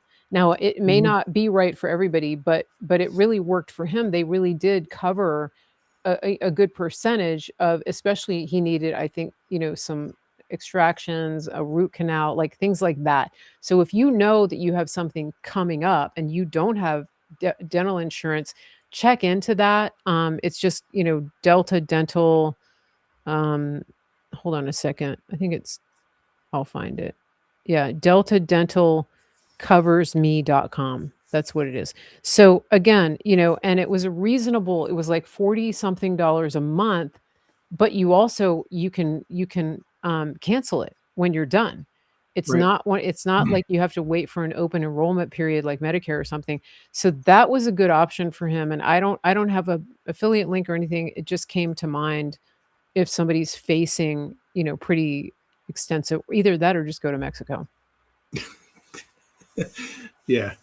Well, and all I wanted to say is that as we're in this changing environment, right? Yeah. So we're changing from the system of Obamacare and traditional health plans, and RFK Jr. is in at Health and Human Services. They're making a lot of changes, changing everything from the immunizations that they're going to recommend for kids to a lot of interesting research is coming out that's going to prove some traditional Yeah. treatments as being fake news. We're in this environment where things are constantly changing, and if you're struggling to deal with what is going on, don't be afraid to think outside the box, and Yeah. and just think, look, you know, if someone is willing to offer you a catastrophic health insurance policy that isn't going to cover a lot of regular stuff, but it will cover if you happen to go into ventricular tachycardia and end up in the ICU for a few days. Not that I would know anything about that personally. The catastrophic Yeah. insurance is going to cover most of the charges for that, and yeah, you're going to end up with a little bill at the end, and you just go to the hospital and say, hey, you know what? Can I make $150 a month payment? And they're like, yeah, that's great. You just put you on a payment plan. Yeah. You have to sometimes be willing to think outside the box. Yeah. And look, I'm praying medic. I absolutely 100% believe in God wants to heal us. However, comma, there are some Is that an things. Oxford comma? Yes, that's an Mhm. Oxford comma. There are some conditions and there are some things that if you don't get healed of it, it is okay. There's no shame in going into the hospital, going to see a doctor and saying, hey, I got a problem and I need some ideas about how can I resolve this issue. Yeah. So, Yeah. Yeah. I carried a drug box while I was praying for my patients. Sometimes they needed nitro and sometimes they needed prayer and sometimes they got Mhm. both. Yeah, yeah, and that's a So, good way to look at it. And again, I mean, I'm just I'm a huge proponent of, like you're saying, thinking outside the box and going toward the functional medicine model, because right now the the medical industrial complex, the people coming out of med school today, they're basically using AI. I mean, they're basically like, it's like a computer game to them. They're putting in, if then scenarios and letting the computer tell them what to do. And most likely, in most cases, they're telling them what to dispense, what pharmaceutical drugs to dispense. So the model that they're using at Synapse is so much different. It's not to say they're not, like, he's not anti-pharmaceutical per se. Sometimes you need that. right. And that's a key as well. Sometimes you do need an antibiotic or something like that. But what they're doing is they're spending that time with you, looking at the layers and going, okay, and they take an extensive history. So if you do go this route, be prepared to talk about, all kinds of stuff that they wouldn't ever ask you about in a traditional, more, medical industrial complex setting. So, definitely, as you're going into this year, this is a year I think to start thinking about this and taking it seriously and go check it out. I have one more retort. Yes. Thinking outside the box. Yes. Um, I don't want to tell you how many hours my wife has spent with AI, having AI look at her labs, look at her symptoms, look at the treatments, look at what she has come up with, what has worked, what has not worked, sorting out differential diagnosis. And you'd be surprised at how good AI can be in helping you kind of just game theory different Mhm. problems, Mhm. ruling out certain things. Whether it's Grok or Gemini or ChatGPT, they'll all tell you, hey, this is not a medical diagnosis. I'm not a doctor. You should see a doctor and all the precautions. Mhm. But AI can actually be a very useful tool if you're a little bit savvy with medicine and the lingo, and if you're able to give the AI good prompts, you can get some good ideas that'll at least maybe point you in the right direction, and you can get a specialist who will help come up with a treatment plan that'll work for you. Again, thinking outside the box. Excellent. Excellent. Okay, so let's talk again about some of the wins. I Wins. think, yeah, I mean, it's Trump put out or the White House put out a video last night, I think, basically saying, like, stick with us. It's going to get better. Like, we're winning. Don't give up. Like, hang in there. And people are Yeah, like, yeah, yeah. Well, it seems like there's an increase, and I don't know if this is actually bot activity or if it's organic, that there seems to be a bit more blackpilling and doom porn in the last week or two. Lots of people throwing shade on Kash Patel and Pam Bondi. Pete Hegseth in the military, they're getting all the love because they're doing things that people just think are fantastic. But yeah. there's not as much love for the FBI and DOJ. And I just want to remind people, look, under in the first Trump administration, we had Chris Wray and Bill Barr calling the shots. Two people who we found out were absolute swamp dwellers, who covered up crimes, who wouldn't let things be prosecuted, wouldn't hold anyone accountable, didn't. It was just situation normal. Yeah. Let the deep state run the deep state's plan Mhm. and Mhm. provide as much cover for the deep state as they could. Yeah. That's what they did. We have now with Kash Patel, a guy who literally wrote a book called Government Gangsters. And he implicated Bill Barr and Chris Wray in that book. Yeah. Kash came into the FBI, massively laid off, fired, transferred, and got rid of a lot of the swamp contingent in Washington, D.C. in the field office. Finally has announced that they're closing down the J. Edgar Hoover building. Kash has sent agents out into the field to go do cop stuff, to go find terrorists and arrest them and bring them to justice, and go find the violent criminals. If they're illegal aliens, turn them over to ICE and get them deported. FBI has actually been racking up a lot of wins. We are on track this year for the biggest drop in homicides in our country's history since they've been keeping records. And that's largely due to the fact that there are FBI Mhm. agents on the streets actually getting rid of and locking up Mhm. terrorists. It's they know this for a fact. It is a very, Mhm. very small contingent of the population that is responsible for almost all of the violent crimes. It's like less than Mm, 5% of the population that's right. Yeah. perpetrates 90% of the violent crimes. If you take those people and incarcerate them or deport them, your crime rate is going to go massively down. What did Bukele do? He knew who the criminals were. He locked up the criminals in his country, Hmm. and now his country had like a 90% drop in the crime Yeah. rate as soon as they locked up the criminals. Imagine. So Cash knows that, and Cash, I think, has done a really good job in uh, focusing on getting violent criminals off the streets. Hmm. Now, there are a lot of people on social media whining and complaining. Why isn't Brennan in handcuffs? Why is Clapper still running his mouth on CNN?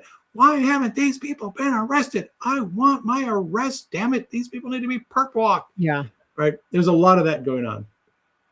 And look, we're all feeling the frustration.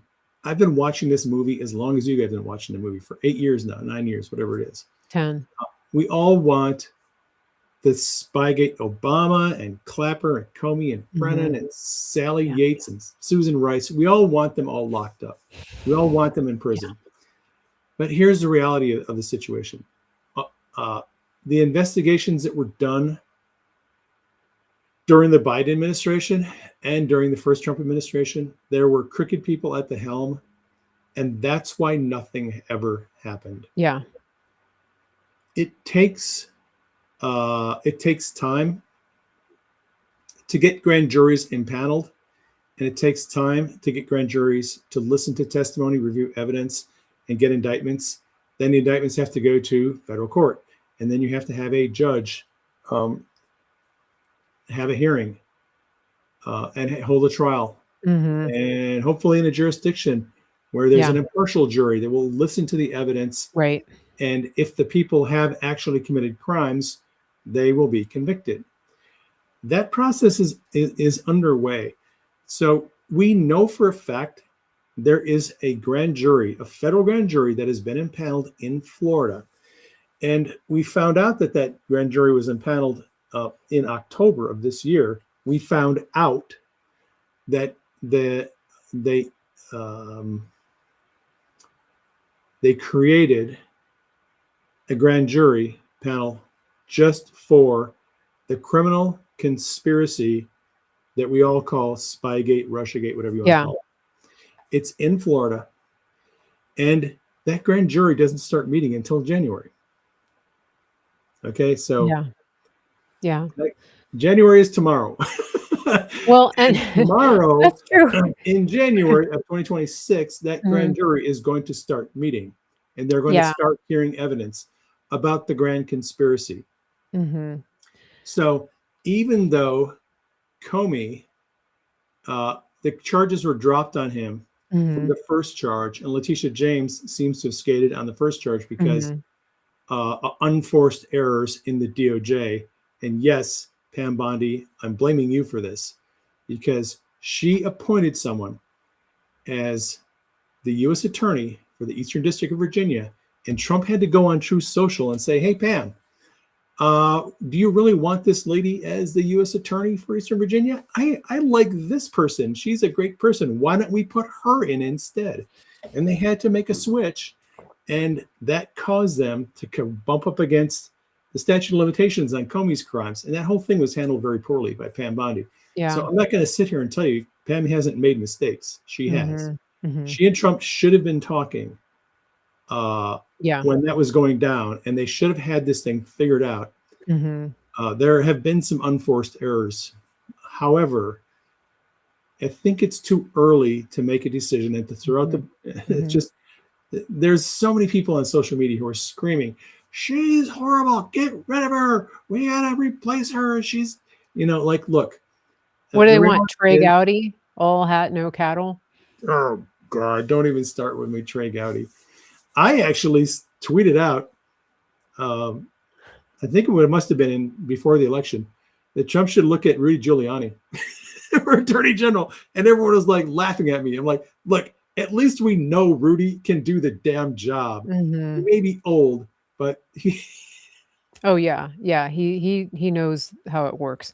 I think they came out and said like in Minnesota that I think there have been 98 indictments or convictions. Like yeah, there's a lot. there's They've been been dozens and around yeah. 100 people Mhm. charged. Now I understand. I mean An I indictment is a criminal charge. They've been charged. They've been indicted. right. Okay, yeah. Not So convicted yet, but yeah, so but I understand the frustration because you can roll up a whole bunch of 62 IQ Somalians with you know light bulb heads and put them in jail, but that's the low hanging fruit. Okay, you have to get the head of the snake, and I understand rolling those people up. Hopefully, you're gonna get okay, like who's behind this because if that doesn't stop, this doesn't stop. right, So, right. Tim Waltz, Jacob Frey, all these people, that's it's critical that we get these people out of the picture. But I don't even think, I mean, it's not Tim Waltz isn't even behind it because he's too stupid to figure this Yeah, out. well, Tim Waltz, like almost every other Yeah. Democrat elected politician, is an empty Yeah. suit who is Yeah. just out there on stage saying words. The Yeah. puppet masters are pulling the strings, telling what to do. One of the Yeah. problems um, this fraud, for example, the fraud that's going on in Minnesota and Maine and New Hampshire and Hmm. other cities. If these states and cities have city councils and mayors and governors who are complicit in the fraud, they've appointed judges Yeah. and district attorneys who are complicit with the fraud, and they're going to let these people go. Yeah. That's a huge problem. Back Yeah. in 2017, when Q started posting and we all jumped down the rabbit hole, I don't think any of us knew Hmm. how bad the corruption was. Right. I certainly didn't know how corrupt the courts are. Hmm. But in Minnesota this week, we had a judge who threw out an unanimous jury conviction. Uh, and we're all like, what the what? Yeah. This jury convicted this guy of a violent crime. And the judge was like, no, we're just going to throw out that conviction and we're going to let the guy go. These people. I mean, you We just have multiple problems. Like if you're just hanging in there because you want to see people arrested, okay. mhm, How about getting convictions? How about putting these mm, people in jail? The system we're working in yeah, is so corrupt. It's going to take a lot longer to bring justice because the justice system is corrupt. mhm. You're screaming for arrests. Well, I'm sorry, but You can get Cash Patel arrested all could day go long. out. Cash Patel could go out tomorrow and arrest Yeah, Susan Rice and Barack Obama and James Comey and Clapper and Brennan and all the other clowns in the circus. yeah, Cash could go and arrest them all. He could charge them all. He could take them into federal court. And if you take them into a court in D.C., they're all going to be set free. mhm, There will either be jury nullification, yeah, where like what Durham did, he presented evidence of Danchenko and Sussman and all the mhm, other Spygate guys, and the D.C. juries laughed at Durham and let them all go. yeah, yeah, So just this screaming, we want to see people arrested. It's not about the arrests. If you can't get convictions, there's no point in arresting people. yeah, yeah, That system has to be fixed.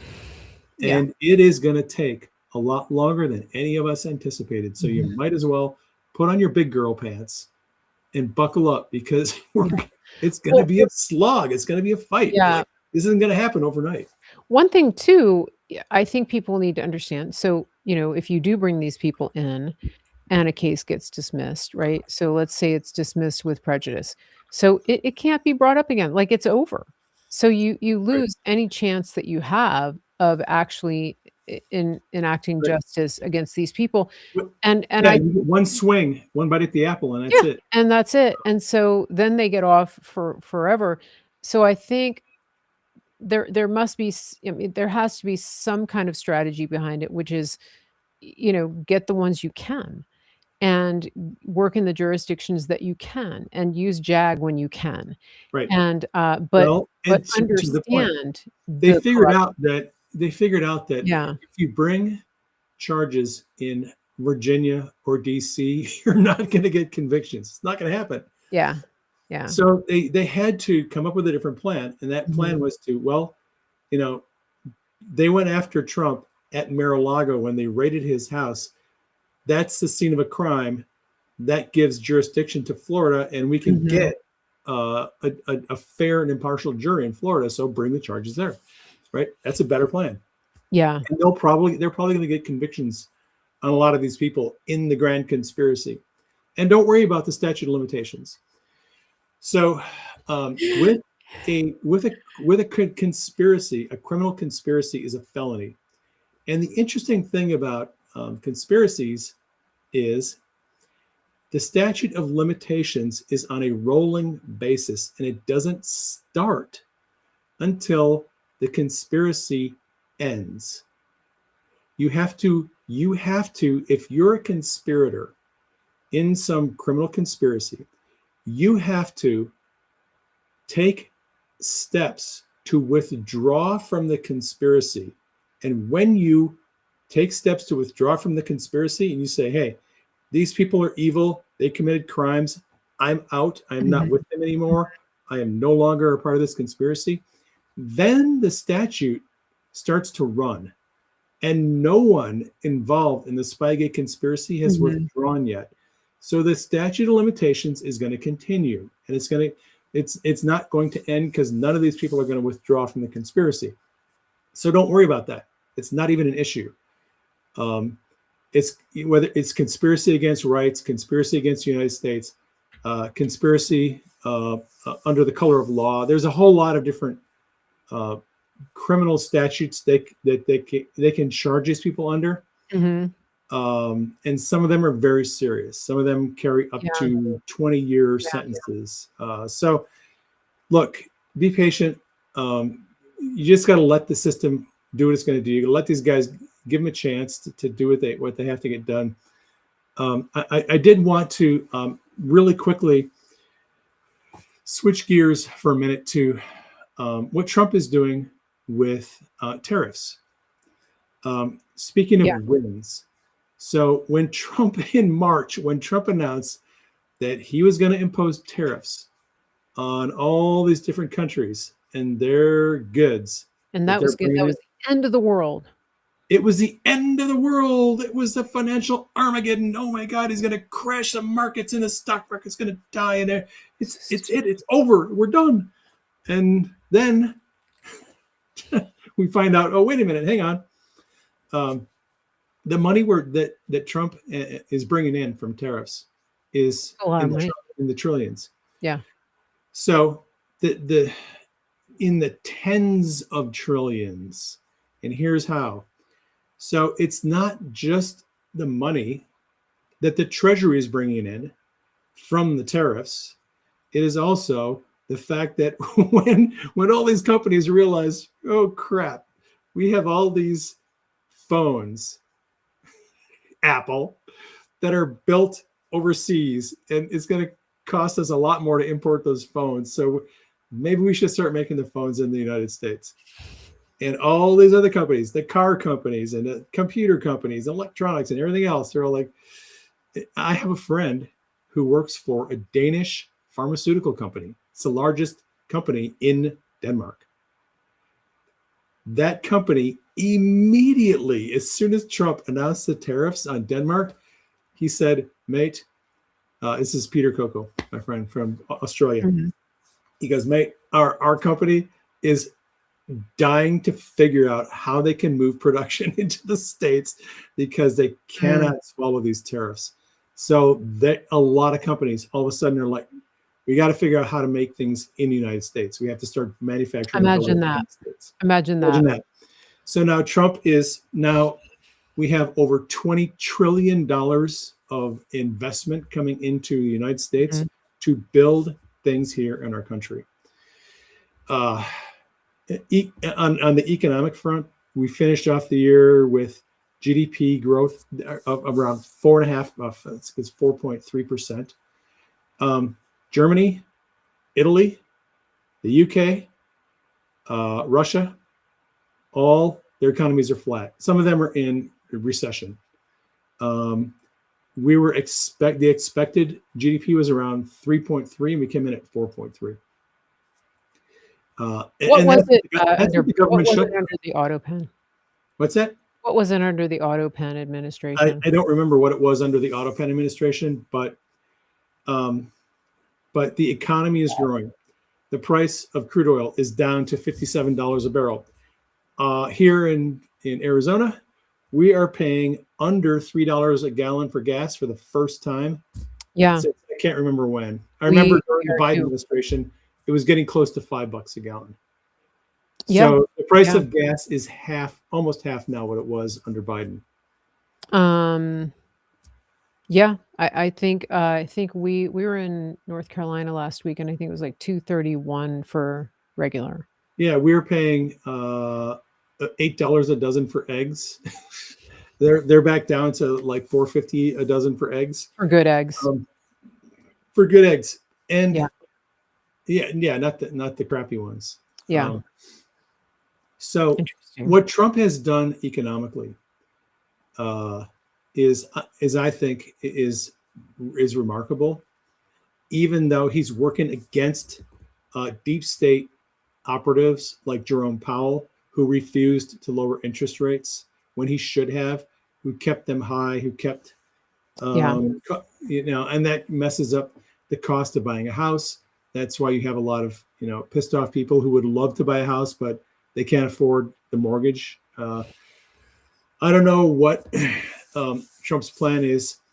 Well, he's coming out with a plan to address the housing shortage issue. But I noticed in the last couple of weeks, there's a shift. A lot of people who are selling houses, have had houses on the market, have dropped the price of their houses significantly. Yeah. Big drops in housing prices. It looks like there's been a shift from buyers to sellers. It's now becoming a buyer's market. And if we get a new Fed chair and lower interest rates, that'll probably help take some of the pain away from people who want to buy a house but can't. Have you seen that guy on X that is showing foreclosures? Like he's walking into houses, not even just foreclosures, but like abandoned apartments and abandoned houses, and he's talking about like how since the beginning of December, and he thinks that some of this has to do with people self-deporting or deportations, like houses and apartments. He's in the real estate industry, and so he's hearing. Okay, so he's hearing from like multi-dwelling owners, right? That their tenants didn't pay rent, and then eventually, they're calling, they're writing, and saying, "Hey, where's your rent?" Well, then they go into the unit, and the people are just gone. Yeah, they skipped, and everything is just left. Like it's like the rapture. They left the night. We have seen a departure of over 2 million immigrants from this country in the first year. 600,000 of them were deported by ICE, and the rest took a voluntary plane to get the heck out of our country. And it was very interesting that ICE upped their reward from $1,000 to $3,000 if you self-deport by the end of the year. It's a difficult problem. Biden let millions, tens of millions of people into the country. It's going to take a long time to get them out. Trump is fighting tooth and nail against all these liberal judges who are trying to hamstring him at every turn. And the liberal judges, the lower court judges, are having a really hard time because every time something gets appealed to the Supreme Court, Trump wins on almost everything.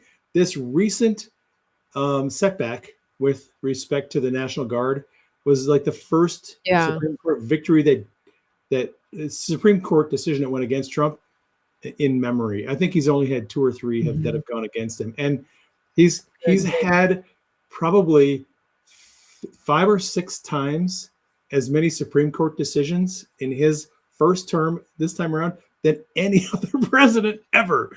Like everything he does is getting up to the Supreme Court because he's stupid judges. It's crazy. But Trump is making a lot of headway. He's making a lot of ground. He's setting some good legal precedent.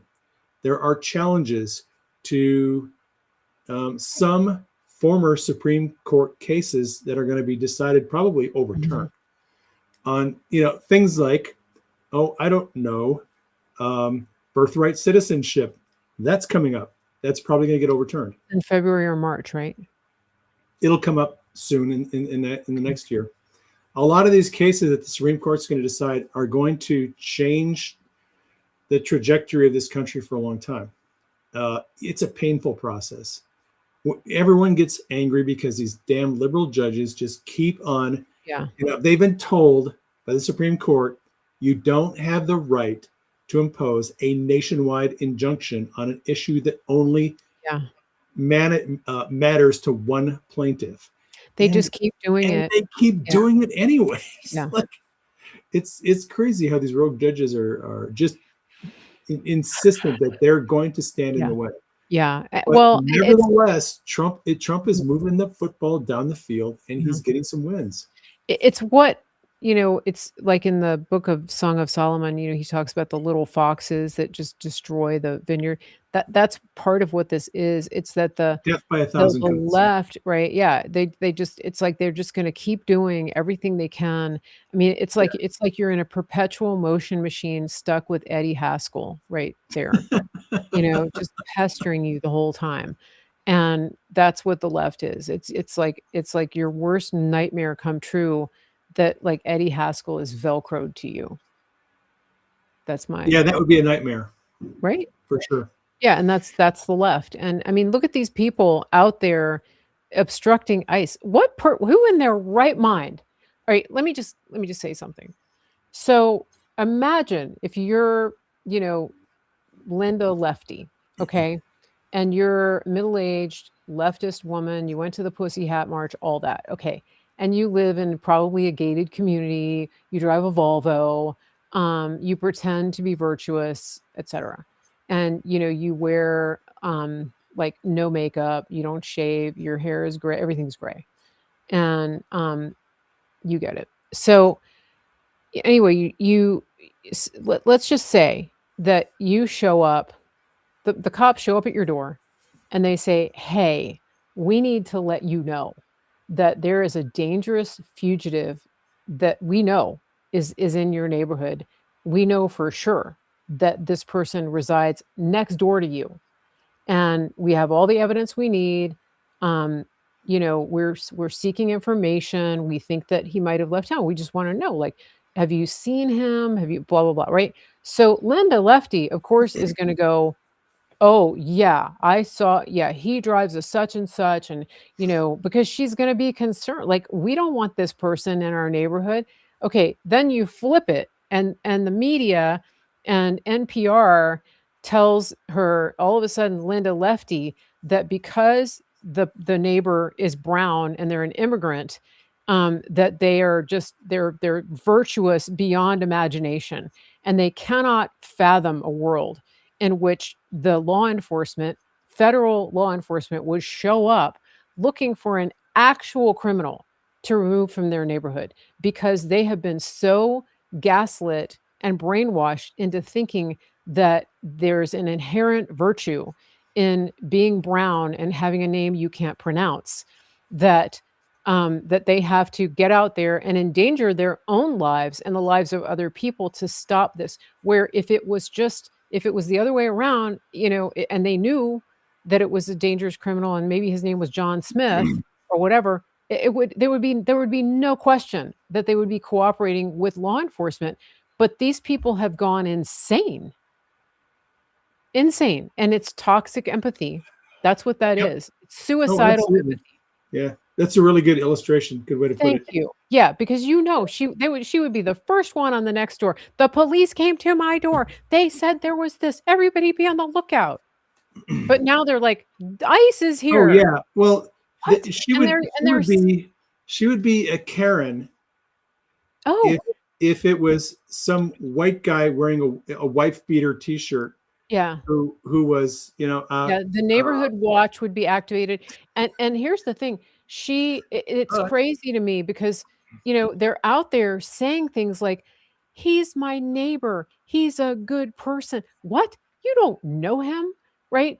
And ICE is trying to say, "No, you don't understand. We have multiple warrants. He has multiple removal orders. He has multiple convictions, but he's my neighbor, and he has a hard to pronounce name, and, a Mexican flag in his truck. So of course he's good and virtuous. Retarded. That is the very definition of retarded. I'm sorry. Go smack yourself in the face because you have crossed the Rubicon of the next level of retard. okay. Okay. Mic drop. So I'm switching subjects without a Okay. segue one more time. Okay. I wanted to go back Check that to out. the wins that President Trump and his administration are racking up. And I think personally, the news story of the year was Operation Midnight Hammer. When I heard that, and I was tracking live on X, we Mhm. were tracking these B-2 stealth bombers that had taken off from somewhere in the Midwest, and they were making radio contact with someone in California, and these B-2 stealth bombers are flying west. We thinking, oh, they're probably going toward Guam, or maybe they're going to Diego Garcia. Yeah, there's been a lot of buildup of military on Diego Garcia, and we're all tracking these B-2 stealth bombers flying westward.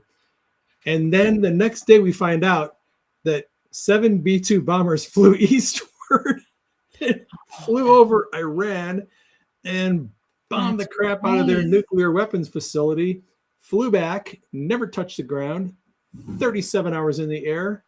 And I was like, what the what? What Yeah, just can you imagine? happened? You're like, "Honey, I won't be home for dinner or breakfast, but I'll be home for dinner tomorrow night."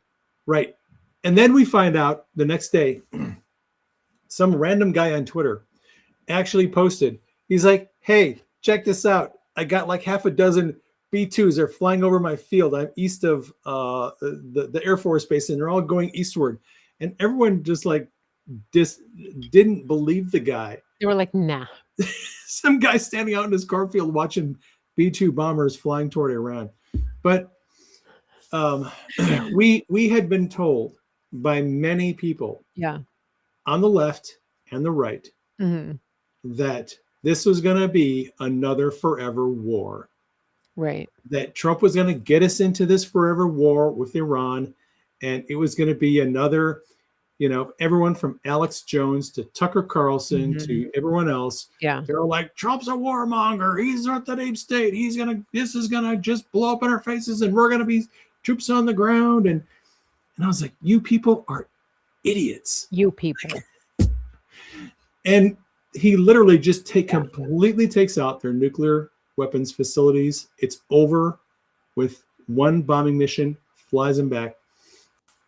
Trump, in everything that Trump has done militarily, it has been impressive to me, primarily because there has been zero loss of American soldiers' lives. Not one yet. Not with Operation Midnight Hammer, not with all of the narco trafficking boats that are being blown up down in the Caribbean. There has not been one loss of life of anyone. Now we've had lost lives in Iraq and other places where we probably shouldn't even have troops. Mhm. And Trump is he is figuring out a way to get our troops out of those places where we don't need to be anymore. He's working with the new president of Syria, trying to bring some stability to that region so we can get our people out of there. Mhm. But the work that his diplomats with the State Department, Marco Rubio has been just fantastic this year. That's what he should have been doing that all along. Yeah. Well, unfortunately, we had people like Gina Haspel and Mike Pompeo in Trump administration 1 Yeah. who were just gumming up the works and letting the deep state, and Mhm. situation normal. But with Marco and Steve Witkoff and Kushner coming back in, kind of, Mhm. here and there. Oh, he triggers people so Oh bad. gosh, He's the Jared the guy Kushner. that MAGA loves to hate, Jared Kushner, the guy who literally by himself set up the Abraham Yeah, Accords, who worked with Lighthizer to get the yeah, USMCA Mexico to Canada trade deal, who by himself, because of his connections in North Korea, got Trump into across the DMZ into yeah, North Korea. yeah, Like Kushner was the guy behind all of that stuff, yeah. and yet people cannot hate him enough. And it just drives me crazy. By the way, his book is called Breaking History. It's a good book. It's a Yeah, really good it's book. about and It's a good book. he, like, does not give Scarflady any grace in that book. He Deborah Burks reference. Um, Yeah. hold on a Anyway, second. this Wait a is minute. this is not. Denise is wait, hold on. Denise made a comment on Rumble. She Uh-oh. said the neighbors are playing with really loud fireworks. If you hear booms from Dave's mic, that's it. I did hear a boom. Did When you were hear the talking about boom? bombing I Iran, heard I the was like, boom and I was like, you have wow. sound Right effects when I now? was talking about the B-2s bombing, You have sound effects? boom. Is that a new thing? Yeah, What? you have sound effects. From Yes, new I sound heard effects. it. I heard it. We have in Arizona, people are very into fireworks, and so we have mortars going off all around us. It looks like Vietnam. Uh, Those poor during the war. veterans. Oh my goodness. It's crazy. We have all kinds of fireworks around us. 4th of July and New Year's, it's always loud until about midnight. So what I wanted to say is that even though Trump has had to take military action in various places at various times for Yeah. specific reasons, the panic porn about, oh, we're going to go to war with so and so and it's going to be a forever war. Like, do not listen to those people. Just tell them, look, zip it. Trump knows what he's doing. Zip it. From his very first military operation in Syria in April 2018, when he sent 59 Tomahawk missiles into an airbase in Syria because they were hitting their people with Assad was hitting people with weapons of mass destruction, basically gassing them. Trump fired the Tomahawk missiles. He hit his target, and that was it. We did not go and put boots on the ground, contrary to what Jack Posobiec and Mike Cernovich promised us all. We're going to have tens of thousands of troops on the ground in Syria. It didn't happen. Was that the time when he had President Xi at Mar-a-Lago and he told him casually over President Xi was at Mar-a-Lago. They were eating chocolate cake. And Trump goes, oh, yeah, hey, did you see the hot Tomahawk missiles that just went into Syria? She's like, what? Yes. How's the cake? Yes. When you have President Xi over for the first time and you want to show that you are not afraid to use military might, send a bunch of Tomahawks into Syria, blow the hell out of their crap, and then ask Xi, hey, is this the best chocolate cake you've ever had or what? At the risk of being crude, that's what they call big D energy. That is big D energy. Yeah. Big D is big defense. Right, exactly. So it is unfortunate that we have gotten involved in Ukraine during the Otto Penn administration, a war that would not have happened if Trump had not had an election stolen from him in 2020. By Vladimir Putin's own confession, he said, no, if Trump was still president, I definitely would not have invaded Ukraine. So we're stuck with this war in Ukraine. Yeah. And Trump is in a very difficult position because it's not our country that's being invaded. He is not in control of ending this war. That's what a lot of people don't seem to understand. It's Russia against Ukraine. Trump is not one of the directly involved parties. He can simply sign a peace agreement with Vladimir Putin and end the war. he has to get Putin and Zelensky on the same page to end this war, and that is not happening anytime soon. They're just, for one reason or another, neither one of them seems to be serious about ending this war. And it's unfortunate. And you've got a lot of bad actors in Europe who seem to want to poke the bear, and like they want to provoke a wider war. So Trump is in a very difficult position with that. And I can sense he desperately wants this war to be over. Yeah. He would like to get us out of it. However, if Trump just removes all U.S. military from Ukraine, from that whole theater, Putin would take Ukraine in a couple of months. Yeah. If it wasn't for us, because Ukraine doesn't have a legitimate military that can do anything. Mm-hmm. It's all NATO, and NATO is mostly us right now. Yeah. So if we pull out all of our people out of Ukraine, Ukraine falls. And then it's a question of, well, does he just go for Poland or Latvia or Lithuania or Estonia and start gobbling up countries? Or go back into Afghanistan. Let's not forget that little foray. Yeah. So the situation in Ukraine is really ugly. I don't know how in the world Trump is going to manage to get us out of there or get that war ended. Yeah. I don't know. It's really bothering. I literally pray every single day that God will somehow work out a way to end that war. Yeah. But it's tricky. It really, because when he talks about it, he talks about the just the senseless loss of life of their younger generation. I mean, the young men, especially who have been slaughtered, led to the slaughter, and it just, because he just loves people, and it's so senseless to him. You can tell, it really irritates me when people describe him as a dictator and heartless and all these stupid things. They're so retarded, brainwashed. Yeah, it's just awful because it's programming. They've been programmed, mentally programmed through the media, to believe that Trump is exactly the opposite of what he really is. Yeah. A lot of programming. So, real quick, I wanted to finish up on the defense thing. Yeah. Trump is now blowing up narco-terrorist boats in the Caribbean like they're going out of style. But they're fishing boats. If you haven't figured this out yet, there is a lot more going on in Venezuela and Colombia. What is happening down there is not just about trafficking meth and fentanyl and cocaine. It's much bigger than that. And it's not strictly about oil either. It's not that Trump wants to get Venezuela's oil. They have a lot of oil. They for sure do.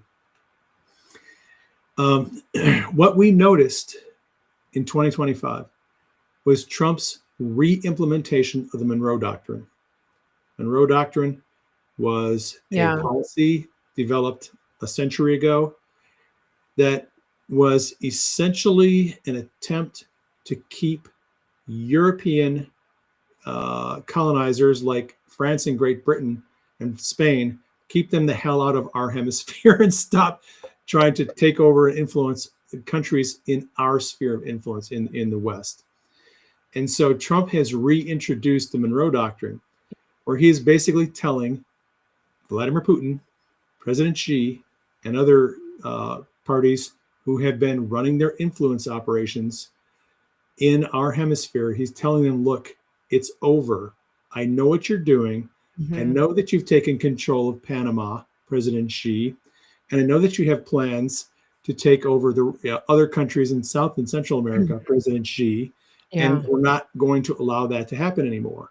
We're flexing in our hemisphere, and we're going to cut off your influence. So there's a lot of geopolitics going on there in South and Central America. It's not just about drugs. It's not just about oil. It's about preventing China, Russia, and other countries from influencing and invading and weakening that makes our sense. our Yeah. hemisphere, our sphere of influence in the West. That's what that's about. Hmm. Yeah, Trump knows what he's doing. Uh, that makes sense. Regardless of what the mainstream media says and all the pundits say, um, Trump is a tactical genius, and he generally has an agenda going on that is it is opaque, and he doesn't want the Hmm. public to know what he's really Hmm. trying to do. A very So he will make it seem like it's just about narco trafficking. hmm. But if you know Trump, you know it's not just about narco trafficking. Yeah, He's got something yeah. else going on. That So that makes sense. Yeah. So, very interesting. So I think we probably should wrap it up here. But yeah, is there anything else Denise wants us to talk about? Because she's in I charge. don't know. She's out in the kitchen. I don't know what she's up to. Ask her. Hey, Denise. Is there Well, you anything? just asked her on the air, but there's a delay of about 20 seconds, so it'll take her a while to We'll answer. give her a second. Come on. Yeah, I think we can wrap. It's it's been a while Yeah. here. So I think, I'm going to put up your book list again because, Okay, you've got more books coming out in 2026. we do have books coming out in 2026 But you can on get, spiritual warfare primarily. The first yeah. two books I plan to release will be on spiritual warfare. So, and bookmark this space because this is probably where we're going to Launch. premiere it. Yeah. Oh, yeah. Announce. Because we can't break our streak. Yeah. Oh. And, right. I mean, Hopefully, we'll have this first spiritual warfare book available by the end of January. that'd be great. Yeah. That's probably doable. Yeah. That would be good. Yeah. Well, and I'm sure we'll have more things to talk about before then. No doubt. By that time, yeah. So definitely keep, you can go to my my storefront on Amazon and find that book list. And the other my storefront on Amazon is called Simply Mary Grace. That's my storefront over there. And then of course, everybody go to my website, marygracemedia.com, and opt in to the mailing list so that you can get the emails when we go live like this. The next video I have scheduled is next Friday, the 9th, I think, with Dr. Baker. We'll do a live kind of to usher in World Carnivore Month with Dr. Sean Baker, the carnivore doctor. Is that our sound effects? It's not gunfire outside my house, but it sounds like it. There's somebody is firing off fireworks right next door. Fireworks, yeah. So mark your calendars, especially, for people who are thinking about really making dietary changes. Some people have had really good luck with carnivore diet. And so we will have Dr. Sean Baker with us. I do a series with him called Healing America and Beyond. And that is fantastic. I have his book. If you're going carnivore, I put together a whole list, a shopping list of what you could get, like your air fryer and things like that, if you did that. But we have good conversations, and he usually does a live Q&A at the end. So if you've been itching to ask the carnivore doctor questions, come and watch. I think it's usually around 5 p.m. Eastern. But if you're on my mailing list, you'll get the email. So that'll be fun. He's fun to talk to. But his real passion is exercise. So if you don't follow him, you should, because he's like crazy fit, If you've seen him, he does a 48-inch box jump, and that's almost as tall as me. I mean, he literally just like leaps. He's a big guy. And I've met him in person, and I barely come up to like above his belly button. So it's like meeting an NBA player, but he's such a nice guy. Really, really nice, very accessible. And so it's a good show. If some of our audience doesn't cross over. So if you haven't listened to that, definitely, bookmark it and come in and listen, because I think you'll have a really good time with that. We have a good conversation over there. So I think that's it. I mean, last words for going into 2026. Pray for President Trump and his administration. Denise and I, every night, we pray for President Trump, J.D. Vance, Yeah. Tulsi Gabbard, Pete Hegseth, Marco Rubio, and all the other, Scott Bessent, as many of the cabinet members as we can. We're praying for them every single day, that they would be able to, that God would give them wisdom and courage and strength and insights, how they can best, most efficiently complete the assignments that President Trump and God have given them. I believe with all my heart that we can have an amazing 2026, but it's going to require a lot of prayer on our part. We have to be praying for Kash Patel and Pam Bondi. And if you don't like Pam Bondi, that's fine. Pray for her anyway. Because if you don't, and she does not accomplish the objectives that God has given her, you can look at yourself in the mirror and say, yeah, I should have been praying for her. Just keep the cabinet in prayer. And, God's got a plan. We just have to watch it unfold. Good. And as always, go outside, touch some grass, talk to God, put your phone down, unplug a little bit, and have a very, very happy new year, everybody. Happy and prosperous and peaceful. And pray for Nick Shirley and his team and the other people that are coming up to do the type of work that he's doing. He's sparked a movement of investigative journalists. Have a wonderful new year, and pray for God's peace and protection over our country and all of our leaders. Thanks, Dave. We'll talk to you next year. Happy New Year. Happy New Year. Okay, we're going to cut the stream here. Good night.